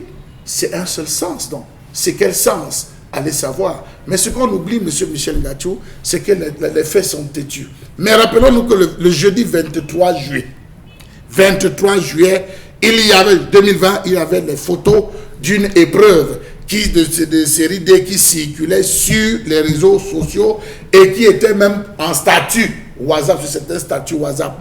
Des enquêtes bénins avaient révélé que c'était un responsable c'était un responsable de l'OBC qui avait fait l'épreuve et donné à sa petite amie. C'est sa petite amie qui avait donné à ses amis. Un responsable de l'OBC qui avait mis. Donc, ce n'est pas moi qui le dis, c'est les faits qui sont racontés sur la toile. Il a donné à sa petite amie. C'est sa petite amie qui veut protéger dans cette histoire. Parce qu'il faudrait justement, c'est un scandale au niveau de la République. Qui est-ce qu'on veut protéger dans cette affaire? Et ce qui est réel, c'est que les investigations vont continuer à se mener quand même pour mieux comprendre cette histoire qui est en train de branler la République aujourd'hui et qui est en train de choquer tous les Camerounais de l'intérieur comme de l'extérieur. Va-t-on libérer cet enfant ou pas? Que font les acteurs politiques du moment d'être très interpellés? Les organisations de la société civile très interpellées. Les magistrats eux-mêmes, pour ceux qui ont un peu de raison, sont interpellés. Qu'est-ce que fait justement le ministre en charge de la justice au Cameroun sur cette question? Qu'est-ce qu'il nous dit? Et si même le patron du Conseil supérieur de la magistrature, Paul Biya, qu'est-ce qu'il dit sur ce sujet véritablement? Devrait-il laisser que l'on humilie autant un pays qui se veut respectable? Devrait-il laisser qu'on humilie autant un pays à travers l'Afrique? Parce qu'il faut aller voir quand même les hashtags qui sont en train de se créer aujourd'hui. Libérer Kevin, c'est choquant, c'est énervant, on est sans voix quand même. Allez, on va rapidement, madame, monsieur, prendre les différentes réactions des téléspectateurs que vous êtes sur Internet. Vous êtes nombreux à réagir, vous êtes des millions ce matin. Merci pour l'affinité, merci pour la confiance. Nous sommes sur Equinox Télévision et au-delà de l'image, nous nous rendons compte, mesdames et messieurs. Karine. Les messages ce matin. Chaque mariage est intéressé. Maintenant, chacun sait quel est son intérêt. Même le bonheur est un intérêt. L'intérêt n'est pas que matériel. Andrea Mavinga par rapport à l'histoire du jour. Je pleure seulement le montant de la facture qui a été décaissée pour le déplacement de ces truands au nord du pays. Ça, c'est Warob Ambrosio qui écrit. Les casseurs de Saint-Mélima n'ont jamais été inquiétés jusqu'aujourd'hui, mais on a arrêté un élève de 18 ans pour avoir partagé une épreuve qu'il n'a jamais demandé à avoir. Bravo la justice villageoise. Je voudrais même préciser qu'il y a eu un Camerounais qu'on a connu à une certaine époque, dans les années 90 aux États-Unis, qui a été attrapé parce qu'il vendait la drogue et dont on a pris justement sur lui de le couvrir en condamnant son ami. Et son ami qui est allé en prison, qui a fait tous ses jours en prison, et il est revenu au Cameroun. Aujourd'hui, le gars est libre. Il y a des faits comme ça qui peuvent choquer. Et il est là, il est connu de tout le monde. La situation est connue. On ne va peut-être pas le citer, mais quand on le dit, on sait de qui il s'agit. Poursuivez, Karine. Quel danger représente ce garçon pour le pouvoir en place pour que les magistrats exécutent les ordres? Est-ce le fils d'un opposant? Non. Les magistrats sont mal formés. Ils ne connaissent pas la loi. Son problème n'est pas de sauver la fille, certainement le fait que le garçon soit maçon. C'est une raison pour le frère de refuser et prendre un autre alibi. Mamie Tonta Prada. Moi, j'ai un handicap, mais tellement les gens disaient qu'il fallait que j'ai des sous plus tard pour plaire à un homme a fait une barrière. Je voulais prouver que c'est faux. Et c'est là, moi, je n'aimais pas les hommes nantis, ceux qui m'en donnaient de l'argent. Nous devons comprendre que pour faire quitter le RDPC au pouvoir démocratiquement, il faut que toute l'opposition s'unisse. Vraiment, le Cameroun devient de plus en plus dangereux. Les vrais coupables sont en liberté, pendant que les pauvres qui n'ont eu que leur téléphone et parce qu'ils ont été curieux sont en prison. Robinson Awake Azekan. Zanki écrit. Cette famille n'a pas de chef de famille. Oncle qui ne veut pas sa nièce se marie, récupère juste la petite. Il ne veut pas que la nièce se marie, récupère la petite pour qu'elle continue sa vie à Yaoundé. C'est aussi simple. La décision revient au chef de famille, Steve Biamou. Ces dirigeants sont toujours comme ça. Ils ont seulement l'argent pour garder dans les chambres, pour aller dans les chambres, et quand ça cuit, ils brûlent ce pays et est à refaire. 40 ans après qu'Amerco est morte, même pour aller au nord, il faut louer un avion. Quelle honte pour ce pays. Peut-être que ce jeune, wow, je comprends pas le message. Je ne cesse vraiment de pleurer pour la famille de ce gamin qui se voit détruire sa vie dans son propre pays. Quelle image. Mami Tonta Praga. C'est vrai, monsieur Mathieu, la société s'est dit pendant longtemps qu'un être handicapé a peu de chance pour le vrai amour. Mais moi, j'ai un handicap et je dis c'est très dangereux de le penser. Du prix Tonnier qui écrit. Si c'était l'enfant d'un ministre, on devait aussi le mettre en prison. Vraiment, les enfants des pauvres souffrent dans ce pays. Liliane Gongan qui nous a écrit tout a été dit dans la colère de ce matin. La justice camerounaise est en train de tourner un film dont le titre est la protection des coupables. Ce pays est formidable. Valdo qui écrit. Le mariage empêche qu'elle continue l'école. Le véritable problème, c'est est-ce qu'il a assez de moyens pour épouser, gérer la maladie de cette fille. Liliane Gongan. Si ce monsieur aimait vraiment sa nièce, il devait la prendre et lui donner l'éducation et l'orienter dans la vie comme il le souhaite. Il gère déjà les 2 aînés dont il paye la pension à l'université. D'un des deux, quand il y a déjà un discorde au sein de la famille, il ne peut pas dire je prends ma fille. Donc, c'est bien pour lui d'avoir posé le problème parce que là, c'est toute la famille qui doit prendre une décision pour protéger cet enfant. Karine. Je n'ai plus de fierté à être camerounaise et même la Camère, nous n'avons plus. Ces ministres n'ont même pas honte de louer une compagnie étrangère pour se déplacer. Déjà 1 an pour écrire le contenu du statut spécial, cela n'augure rien de bon. Pourquoi cet oncle, avec tout son argent, n'essaie pas plutôt de trouver un moyen de guérir sa nièce ou alors c'est incurable? Sidi Graye qui écrit. Merci. Vraiment, je ne comprends plus ce pays. On suspend les coupables de 3 mois et les non coupables, on les envoie en prison. Vraiment, que devient ce pays, mon Dieu? Célestine Tuinsu qui nous a écrit. Merci Karine. Trop de messages vraiment. Il y en a énormément ce matin, madame, messieurs. On vous dit merci encore de rester présents, mais surtout de nous laisser ces nombreux commentaires. Et merci encore à ceux qui multiplient les nombreux hashtags à travers le Cameroun entier aujourd'hui pour la libération de Kevin et ses amis, y compris même de ses enseignants. La revue des réseaux sociaux, c'est maintenant. Karine Santia, qu'est-ce que vous nous aviez justement préparé ce matin? Oui, ce matin, on parle d'abord de cette délégation interministérielle conduite par le ministre Paul Atangandji, composée de Célestine Ketchakourtes du ministère de l'Habitat et du Développement Urbain, Emmanuel Nganou-Messi des Travaux Publics, Alamine Ousmane May de l'économie, de la planification et de l'aménagement du territoire, Gabriel Mbaïrobé de l'agriculture, Georges Olanga Obam de la décentralisation. Ce collectif interministériel est arrivé hier à Marois à bord d'un avion Ethiopian Airlines, ce qui n'a pas du tout plu aux internautes sur la toile qui sont allés dans tous les sens. On se rappelle notamment qu'en 2019, le ministre Atangandji avait été dépêché par le gouvernement pour prendre le pouls de la situation suite aux inondations dans le Mayo d'Anaï et le Logo Nechari. Il avait cependant promis un recasement et la somme de 150 millions de francs CFA aux populations sinistrées. Mais jusqu'ici, les inondations continuent, comme quoi certainement ça fait rentrer de l'argent les inondations. Mais non, quand même le problème fondamental aujourd'hui, c'est quand même qu'est-ce qui se passe avec la Camère pour que 7 ministres de la République prennent sur eux de se rendre à Marois, dans le pays, avec un avion étranger. Dominique Audrey, comment vous avez apprécié ces images? Comme tous les autres Camerounais, doués de sens, doués de bon sens même, parce qu'il n'y a qu'un Camerounais un peu à gauche, ou bien qui marche sur la tête, qui n'y verra aucun problème. Vous avez même regardé le tarmac? Oui, bon. Vous avez vu les fissures sur ce tarmac? On voit les fissures, effectivement, oui.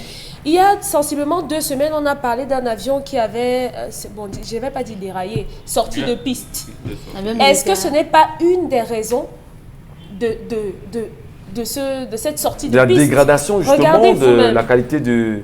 On va dire de la chaussée, si vous voulez, le tarmac en réalité. Le tarmac, puisque l'avion a... C'est crevassé. On dit quoi, garé? Ça a garé, ça a atterri. Voilà. Ça a garé là. Mais non, ils sont 7 ministres aujourd'hui. Oui, de l'agriculture. Demandez-moi. Ils sont allés faire quoi là-bas véritablement? Ils ont été terrassés par l'inondation. Ok. Oui. Allez, comment vous expliquez qu'on a un avion Ethiopian Airlines? Parce que c'est ça le problème fondamental aujourd'hui. C'est bien qu'on les voit arriver. C'est bien parce que ce sont les voies les plus autorisées à même de nous dire qu'il n'y a pas d'aviation au Cameroun. Ce n'est pas chinois. Hein. Vous n'avez pas d'avion, c'est tout.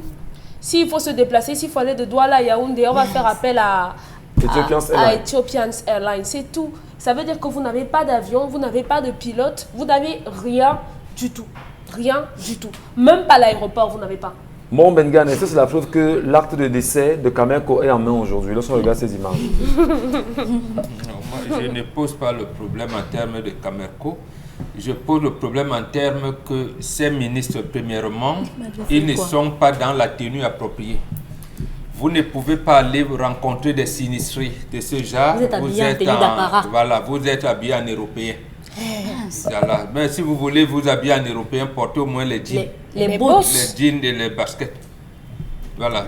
On peut, d'abord, ils sont en tenue inappropriée. Veste, cravate. Deuxièmement, vous parlez de l'aviation, de la compagnie aérienne. Ils pouvaient louer les MA-60 de l'armée de l'air parce que quand on avait acheté les avions en Chine, on achetait deux. La Chine nous a donné un cadeau qu'on a remis à l'armée de l'air. Parce que s'ils voulaient le confort, ils pouvaient prendre les MA-60 de l'armée de l'air. Moi, j'aurais même préféré les C-130 pour montrer aux populations que nous aussi, en venant, on souffre, on est dans une situation. Donc, c'était là les premières choses. Maintenant, moi, je me limite pas à ça. Est-ce que quand ils vont rentrer, ils vont rendre compte à la représentation nationale? Parce que depuis 2017, le Cameroun est sous assistance alimentaire mondiale, du programme alimentaire mondial. Ils savent ça.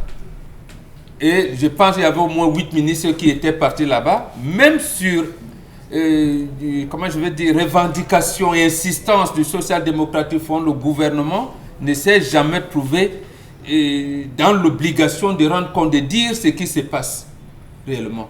Qu'est-ce qu'ils vont faire là-bas? Avec tout ce cérémonial. Donc, quand ils vont rentrer, qu'est-ce sont-ils allés faire?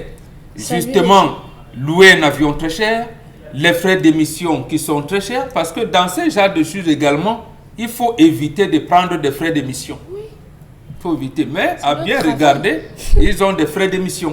On l'avait prédit sur ce plateau, effectivement, à la suite des catastrophes de l'extrême nord. En fait, les populations sont sinistrées, mais eux ne sont pas sinistrés. Ils ne sont pas sinistrés. Voilà les ambiguïtés, les incongruités qu'on rencontre dans notre pays. Pour vous dire quoi? Pour vous dire qu'en fait, il n'y a aucune fierté, parce que même lorsque Ahidjo partait, ou même en quittant Air Afrique, quand on créait Cameroun Airlines, c'était pour donner une certaine lisibilité au Cameroun. Et il faut donc se rendre à l'évidence aujourd'hui que nous, je peux parler du gouvernement du renouveau, a pris sur lui d'effacer la mémoire d'Ahidjo. L'image du Cameroun, pas d'Ahidjo. C'est-à-dire que de ternir l'image du Cameroun, parce que quand vous n'avez pas vous ne pouvez pas faire, même sur le plan interne, une navigation aérienne sur le plan interne. D'abord, le train n'existe pas depuis 2016, je pense. Nous n'avons pas de compagnie aérienne, nous n'avons pas de voie ferrée. Les routes sont ce qu'elles sont. En fait, nous revenons là dans la situation de 1948. Merci Mbon Bengan. C'est très grave ce qu'on regarde ce matin, les images qui nous viennent bien évidemment de Marois. On interpelle bien évidemment le ministre de l'administration territoriale qui est à la tête de la protection civile aujourd'hui au Cameroun. Charles même battu au-delà des images choquantes de Ethiopian Airlines que nous voyons en image ce matin. C'est quoi l'objectif d'un tel cortège, d'un tel Bataclan de ministres à l'extrême nord du Cameroun, où on attend simplement que la protection civile se prononce et prenne des engagements sereins pour le bien de la population? On voit tout ce beau petit monde. C'est pourquoi finalement? Vous savez, parmi eux, il y a beaucoup de ministres qui n'ont pas fait le déplacement. Avec le coronavirus, il fallait un peu changer d'air. Ils ont choisi de faire un peu de tourisme pour aller découvrir. Avec Ethiopian. Oui, déjà, il y a même une ministre qui, aux dernières nouvelles, on a réussi à choper ces images. Quelqu'un l'a appelé en lui demandant: ouais, tu as bien voyagé? Elle a répondu: non, le voyage était confortable. Il n'y a pas eu de problème. C'était un voyage confortable. Oui. On a réussi à choper cette image, M. Michel Ngacho. Comme pour dire quoi? Comme pour dire que vous voyez, tout ce qu'on vit dans ce pays laisse croire que la bureaucratie, l'administration a rang et droit de prérogative sur tout. Je m'attendais à ce que ce soit des inspecteurs, des techniciens, des ingénieurs qui soient dans cet avion. Des ingénieurs dépêchés par la République pour aller évaluer la situation. des ingénieurs de pont et chaussées, des ingénieurs de ci, des ingénieurs de ça, qui débarquent de cet avion. Mais vous avez des ministres qui sont arrivés avec des paires, pas des moindres, des paires de chaussures, pas des moindres. Parce qu'il y a des personnes, non, vous savez, Facebook aussi a ça de bien que pendant que les gens filment le visage, d'autres filment les chaussures. Donc regardez, il y a cette image qui circule, vous voyez la paire de chaussures des ministres bien sédés. Ils viennent discuter de quoi? Avec qui? Sur quoi? On les a vus aller au niveau de l'endroit du pont à presque 18 heures passées, 17h, 18 heures passées. Ils vont évaluer quoi? Qu'est-ce qu'il faut? Il faut évaluer le niveau de l'eau. On va dire, bon, monsieur le ministre, comme vous voyez, avant que vous ne veniez, c'était comme ça. Maintenant, c'est encore baissé. Vous voyez qu'on peut faire combien de temps on va encore écarter. Donc, c'est ce qu'ils sont allés faire. C'est la question qu'il faut se poser à un moment donné. On se dit, les ministres descendent. Est-ce qu'il y a eu concertation? Est-ce qu'il y a eu discussion? Est-ce qu'il y a eu... Quelles sont les premières mesures à prendre? Ce n'est pas de là qu'on va les prendre. Venez avec vos techniciens des autres populations. Oui, ce pont en date des années 1948. Ce pont, le pont de Pallard est vieux. C'est un pont qu'on va restructurer. C'est un pont qu'on va repenser. Nous sommes d'ailleurs venus avec les ingénieurs qui, dès demain, vont se mettre, avec le peu de fonds que nous avons à disposition, vont se mettre au travail. Mais ce n'est pas le cas. Le ministère de l'Agriculture est venu faire quoi? On a lancé un programme, monsieur Michel Ngacho, le programme Pulsi, programme d'urgence de lutte contre les inondations. Monsieur Michel Ngacho, c'est un flop, c'est un fiasco. C'est un flop ce programme. Ce programme allait faire quoi dans cette zone? Allez voir ce que les populations vous disent. Allez écouter ce que les populations sont aujourd'hui. La majeure partie, on a construit ces inondations. Cet argent est parti où? Combien de programmes ont été créés pour l'extrême nord? Nous avons eu en 2012, après la digue de Maga, 8 ministres qui sont de cette république qui sont descendus après avoir été envoyés par le chef de l'État. Ils sont descendus, 8 ministres. Ils sont remontés, Bomboka posé ici pendant longtemps, bien après, qu'est devenu, je crois, 2014, 2015, quelque chose comme ça, quelles sont devenues les conclusions? Rien. Quelles sont devenues les conclusions? Rien. En 2017, pareil, on a encore eu des ministres qui sont descendus. Mais ils sont habitués à aller faire du tourisme, s'asseoir, découvrir, peut-être ils veulent consommer le dakéré, un peu de dakéré. Non, mais ce que vous dites là, M. Mbachou, on avait fait un pré-rapport interministériel sur l'impact environnemental. Donc, c'est le rapport là qui a... Nous sommes sous assistance alimentaire. C'est le rapport là qui a réparé les quartiers, toutes les régions du Cameroun ont faim. Toutes les régions du Cameroun ont faim. Si vous mangez à satiété, sachez que depuis plus de 4 mois, à Douala, les gens ne mangent que le riz et du riz thaïlandais. Très bien. Il n'y a pas de foufou, il n'y a pas de manioc. Le manioc qui nous vient même de Yabassi. À votre soutien, la même battue, justement, la question est posée ce matin. Que font les délégués régionaux de ces ministères pour que les ministres se déplacent dans ces régions ce matin? Est-ce que vous savez justement qu'on a le ministère de l'Habitat, on a le ministère... que fait le gouverneur, que font les gouverneurs pour que ces ministres se déplacent? C'est très grave quand même. Madame le ministre de le Mindu aime beaucoup voyager. Oui. Madame le Mindu, elle aime voyager, elle aime toucher du doigt, elle aime voir. Mais ça ne suit seulement pas. Elle aime seulement voyager. Il fallait qu'elle soit là. Non, ce n'est pas une méprise, mais vous allez voir, dès qu'elle descend, elle est venue toucher du doigt les réalités, elle réussit à toucher, elle remonte, et après, oui, rien à voir. Alors qu'il a son département ministériel, elle s'est c'est très grave. Donc, le gouvernement semble avoir dit qu'on ne s'intéresse plus au rapport envoyé par les délégués régionaux. Oui. Voilà. Nous, on va voir. Et c'est avec les cravates qu'on voit. Vraiment, merci à vous, madame, monsieur. C'est peut-être gênant. On a eu un téléspectateur qui nous a dit ici récemment qu'à chaque fois qu'il regarde l'émission, il en sort énervé par son pays. Mais ce n'est que toi qui regardes l'émission. Maintenant, nous qui la préparons, qu'est-ce qu'on fait? Parce que nous, on la prépare et on la rend. Vous n'imaginez pas justement l'état dans lequel nous nous trouvons tous les jours. Et vraiment, on vous demande humblement de rester très fort, madame, messieurs. Et nous allons ensemble, je vous l'ai très bien dit, sur ce plateau, ensemble, nous allons construire ce pays. Et ensemble, nous allons vaincre. D'une manière ou d'une autre, la victoire, c'est pour ceux qui font du bien et non ceux qui font du mal.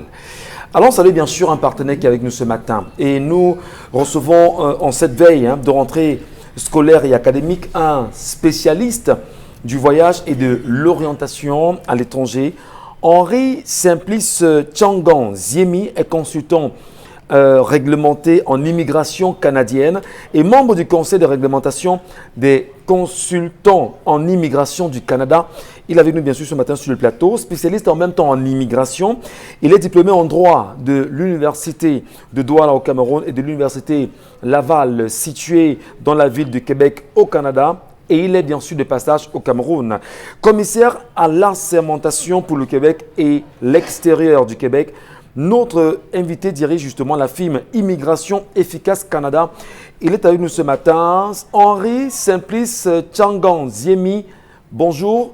Mais avant la pub. Problème relatif à l'immigration ou à la citoyenneté au Canada, faites confiance à une firme spécialisée et reconnue par le gouvernement du Canada. Immigration Efficace Canada vous offre une assistance personnalisée pour n'importe quelle demande de visa, de permis de travail, permis d'études, résidence permanente, y compris la procédure rapide dite entrée express. Je suis arrivé récemment au Canada par l'obtention d'une bourse d'études. Je remercie la compagnie Immigration Efficace. Vous craignez d'être persécuté dans votre pays? Pas bien grave! Immigration Efficace Canada vous accompagne dans votre processus de demande d'asile au Canada. Prenez immédiatement rendez-vous à notre bureau de Montréal, situé tout près de la station de métro Plamondon. Appelez au 438 797 82 82. 438 797 82 82. En Afrique, Immigration Efficace est représentée dans plusieurs pays, parmi lesquels le Cameroun, où vous pouvez joindre notre bureau au 696 601 769. 696 601 769. Visitez notre site web au www.immigrationefficace.com. Immigration Efficace Canada, votre immigration, notre expertise. Nous sommes de retour bien sûr sur l'antenne, madame, monsieur. Allez, Henri Simplice Tchangan Ziemi, vous êtes sur le plateau avec nous ce matin. Bonjour à vous et bienvenue sur Equinox Télévision. Oui, bonjour à tout le plateau, bonjour à tout le monde et je suis content d'être de retour chez vous. Eh bien, la première question justement avec vous ce matin, c'est quel conseil pouvez-vous donner aux jeunes diplômés, les jeunes diplômés en fait qui brûlent d'envie de continuer leur études à l'étranger, aller en France, aux États-Unis, au Canada ou ailleurs? Quel conseil? Mais vous savez, le conseil sur un plateau de télévision est un conseil qui n'est pas personnalisé, mais je vous dirais globalement que pour les études à l'étranger, vous pouvez penser au Canada particulièrement, pas forcément aux États-Unis ou à la France, parce que le Canada a des avantages très spéciaux. Le Canada a des avantages très connus. L'exemple, vous partez au Canada à la fin de vos études, vous avez la possibilité d'y rester sans trop d'efforts, juste simplement en suivant des procédures, sans compter la possibilité d'y aller sans verser de caution et bien d'autres choses. Mais en ce moment, le Canada est la destination la plus prisée et ça prendrait beaucoup pour vous donner tout le détail sur un plateau de télévision. Très bien. Si vous ne pouvez pas aller au Canada, allez en France ou ailleurs. C'est le meilleur en ce moment.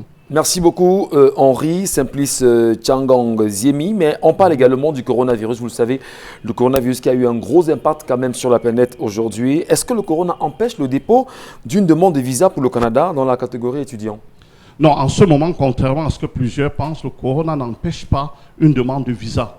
Vous pouvez faire la demande, vous pouvez passer dans nos bureaux, on va préparer votre demande. Ça prend un temps de préparation, un temps pour préparer tous les dossiers qui doivent être déposés et la demande de visa en elle-même vient après. Et les procédures sont certes ralenties. Il y a des particularités. Le gouvernement canadien, dû au coronavirus, a créé des particularités dans la procédure, mais les procédures continuent normalement. Les étudiants peuvent aller au Canada étudier et même ailleurs parce que nous faisons aussi des demandes de visa pour d'autres pays. Il y a toujours ces possibilités. Et on sait avec la crise sanitaire mondiale qui a suivi bien sûr avec une crise économique engendrée par cette pandémie qui a poussé bien sûr les autorités canadiennes à diminuer le montant. Est-ce qu'on va dire que la crise économique engendrée par cette pandémie a poussé les autorités canadiennes à diminuer le montant de la caution bancaire pour étudiants? Oui, ben, contrairement à ce que vous dites, il n'y a pas de caution bancaire pour étudiants. Ceci relève un peu des bavardages du quartier. Les lois canadiennes sont claires. Si vous voulez aller au Canada, vous devez avoir votre garant. Vous venez nous rencontrer et votre dossier sera monté sans avoir besoin de verser une caution bancaire. Mais bien entendu, la caution, c'est un plus. Si les parents ont de l'argent, vous pouvez déposer une caution, vous pouvez bloquer de l'argent. Ça apporte un petit plus au dossier, mais rien de grand, de particulier. On juge votre capacité financière en général et non une caution comme ça se faisait dans le temps. Je crois qu'avec la caution, il y avait beaucoup de tricherie. Les gens prenaient de l'argent, ils bloquent, et ensuite on retire, on donne à une autre personne. C'était un peu cela. Donc actuellement, il n'y a pas de caution. Vous pouvez aller au Canada sans caution. Il faut simplement être capable de payer vos études au Canada. Et chaque étudiant devrait-il avoir son baccalauréat en main avant d'entamer toute démarche ou alors il y a une possibilité d'anticiper? Non, pour le Canada en particulier, si vous voulez aller étudier au Canada, On peut étudier à tous les niveaux, on peut étudier en formation professionnelle, on peut étudier au cégep, on peut étudier à l'université, normalement. Donc, vous avez le temps, normalement, vous pouvez aller au Canada sans avoir besoin, sans du tout avoir besoin d'avoir le baccalauréat. Vous pouvez aller avec un probatoire à l'université, avec un probatoire par exemple. Et même avec moins que ça, c'est possible que vous allez au Canada, avec un probatoire ou avec moins qu'un probatoire. Vous pouvez aussi faire des admissions dans des écoles comme à Polytechnique, sous réserve du baccalauréat. On va bientôt terminer justement. Les demandes de visa pour touristes et travailleurs qualifiés sont-elles encore possibles ou alors il faut attendre la fin de la pandémie? Non, pour touristes et travailleurs qualifiés, il y a une restriction, il y a des restrictions très particulières. Les touristes, pour certaines personnes, il y a des exceptions. Si vous avez de la famille au Canada, vous pourrez aller au Canada. C'est possible d'y aller au Canada maintenant. Mais si vous n'avez pas de famille, ce sera un peu difficile d'aller pour un séminaire ou une balade parce qu'il n'y en a pas. Mais la préparation des dossiers se fait longtemps avant. Donc nous vous invitons toujours à passer dans nos bureaux pour avoir beaucoup plus d'informations. Pour les travailleurs dans certaines catégories, c'est assez facile. On a besoin de travailleurs de certaines catégories et pas d'autres. Merci. Et vos bureaux, c'est où? Nos bureaux au Cameroun sont situés à Douala, face à l'entrée principale Camtel Abipanda au premier étage, et à Yaoundé, situé au-dessus de la pharmacie EMIA, à Polytechnique. Et au Congo, nous venons d'ouvrir à Kinshasa. Les bureaux sont situés dans la localité de la Gombe, immeuble Sabena. Et nous vous remercions bien sûr Henri Simplice Tiangan Ziemi d'être passé chez nous ce matin. Ok, c'est moi qui vous remercie de m'avoir reçu ici. Merci, monsieur. Prenez immédiatement rendez-vous à notre bureau de... Faites confiance à une firme spécialisée et reconnue par le gouvernement du Canada. Immigration Efficace Canada vous offre une assistance personnalisée pour n'importe quelle demande de visa, de permis de travail, permis d'études, résidence permanente, y compris la procédure rapide dite entrée express. Je suis arrivé récemment au Canada par l'obtention d'une bourse d'études. Je remercie la compagnie Immigration Efficace. Vous craignez d'être persécuté dans votre pays? Pas bien grave! Immigration Efficace Canada vous accompagne dans votre processus de demande d'asile au Canada. Prenez immédiatement rendez-vous à notre bureau de Montréal, situé tout près de la station de métro Plamondon. Appelez au 438 797 82 82. 438 797 82 82. En Afrique, Immigration Efficace est représentée dans plusieurs pays parmi lesquels le Cameroun, où vous pouvez joindre notre bureau au 696 601 769. 696 601 769. Visitez notre site web au www.immigrationefficace.com. Bon retour à vous, madame, monsieur. Bon retour avec vous sur 10-12. Le Zénith à l'instant, page réclame. Eh bien, on le fait encore avec nos partenaires qui nous accompagnent ce matin. Et sur le plateau, nous retrouvons également sur le plateau B, à nouveau, Consti Lamine qui est là ce matin. Bonjour, Consti. Alors, bonjour Michel, bonjour à tous les téléspectateurs et bonjour à toutes les femmes, bonjour à tous les revendeurs de greffes, que ce soit du côté de Garoua, de Ngolomondouka, du Gabon, de la Côte d'Ivoire. Alors, le concept Salaka s'installe encore ce matin pour annoncer un événement exceptionnel. Il est question de parler d'une dame. Elle, c'est la maman, du côté bien sûr de Douala, Maman Alice. Derrière Maman Alice se cache une grande entreprise de commercialisation des greffes en gros. Oui, ce matin, le concept Salaka, entouré bien sûr de deux charmantes dames. Regardez bien sûr la tête de la dame et bien sûr de ce côté-là, cette charmante greffe. Alors ce matin, j'attire l'attention de tous les revendeurs. J'attire l'attention de tous ceux-là qui veulent se faire de l'argent dans la vente des greffes. Vous n'avez plus besoin de vous déplacer, d'aller de l'autre côté. Sur place au Cameroun et à Douala, on peut désormais acheter les greffes et les revendre grâce à la maison des greffes chez Maman Alice. Des greffes indiennes, malaisiennes, brésiliennes à des prix vraiment dérisoires. Tout ceci, c'est bien sûr du côté de la maison des greffes chez la Maman Alice.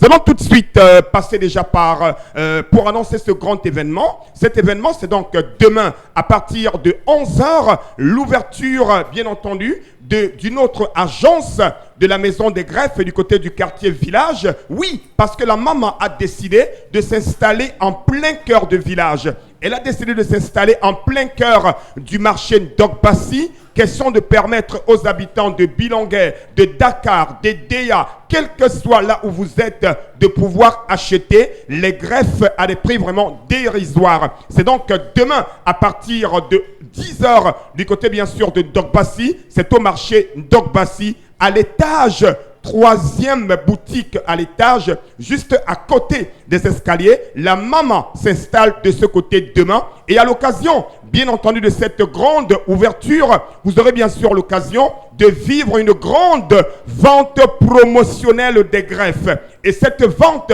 sera bien entendu animée par Consti Lamine, qui sera là demain à partir de 10h du côté de village au quartier Dogbassi, plus précisément au marché. Et ce matin, j'attire l'attention de toutes les dames, j'attire l'attention de tous les revendeurs, j'attire l'attention de ceux-là qui nous regardent en ce moment. Je vous donne rendez-vous demain, samedi, à partir de 10h, du côté du marché Dogbassi, pour la grande inauguration, la grande ouverture de l'une des agences commerciales de la maison des greffes de Maman Alice, du côté bien sûr de village.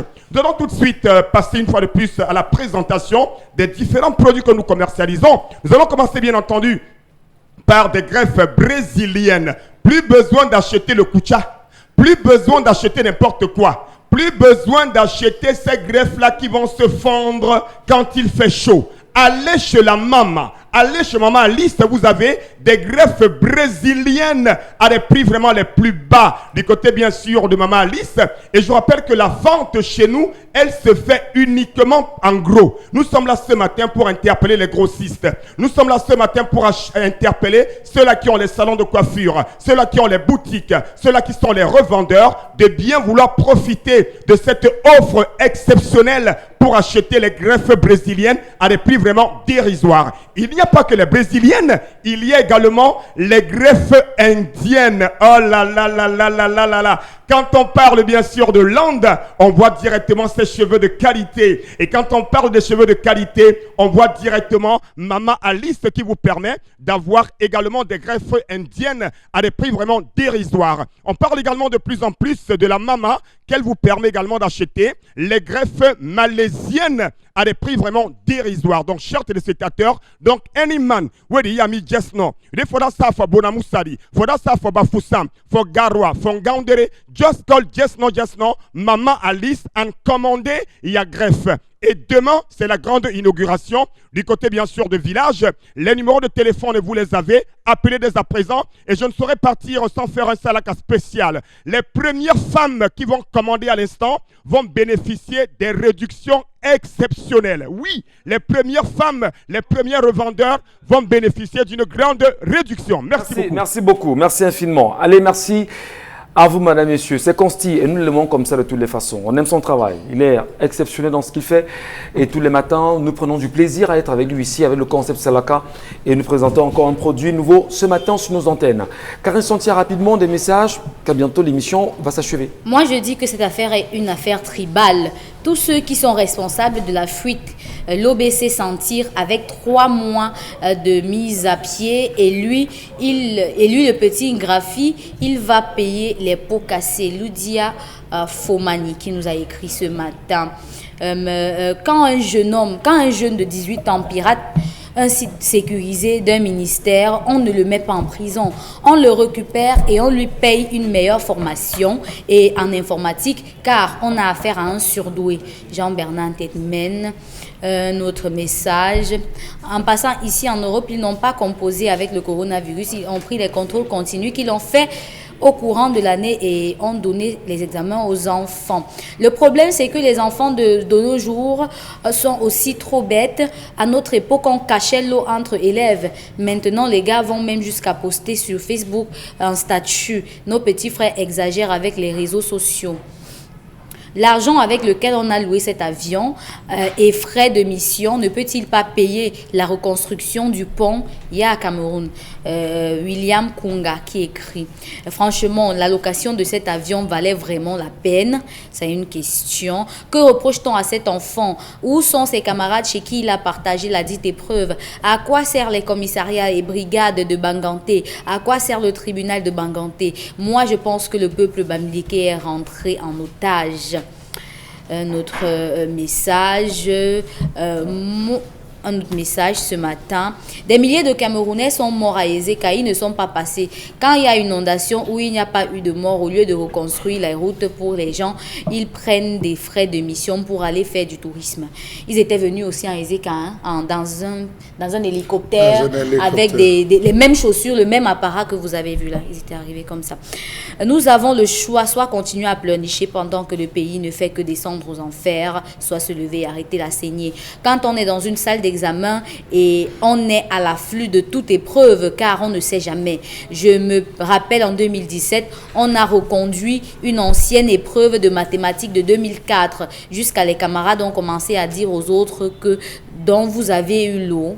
Irène Regnobé qui écrit. Merci Karine Santia. Allez, on va, avant de se quitter, madame, messieurs, vous représenter encore une de la nouvelle expression de ce matin. L'armée accusée de meurtre, c'est bien sûr à Bamenda. Et on parle encore d'exactions de l'armée dans cette région du Cameroun. Après tout ce qu'on connaît, bien évidemment, comme étant des réalités liées aux exactions de nos forces de défense et de sécurité dans cette partie du Cameroun, allez bien sûr vous arracher encore la une de mutation de la nouvelle expression, autant pour moi ce matin, et vous saurez véritablement ce qui s'est passé à Bamenda, où on accuse encore l'armée d'avoir tué un jeune garçon de ce côté. Et tout est bien dit, mercredi, les militaires ont interpellé publiquement un adolescent devant l'hôtel Ayaba. Son cadavre a été retrouvé criblé de balles. Qu'est-ce qui s'est réellement passé?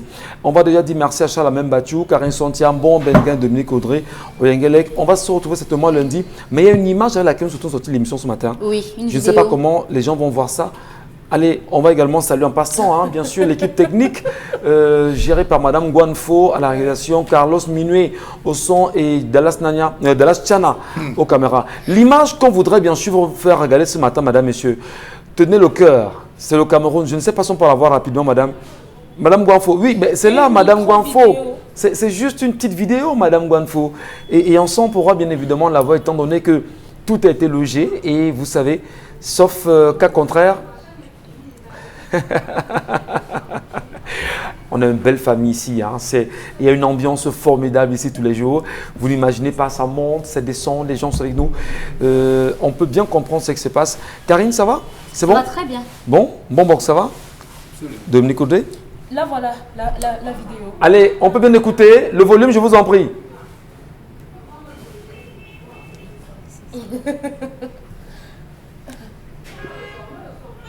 Les gens au Cameroun,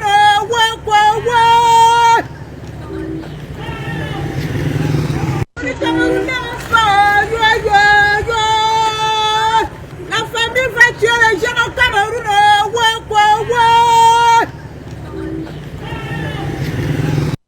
À lundi, 10h, mesdames et messieurs.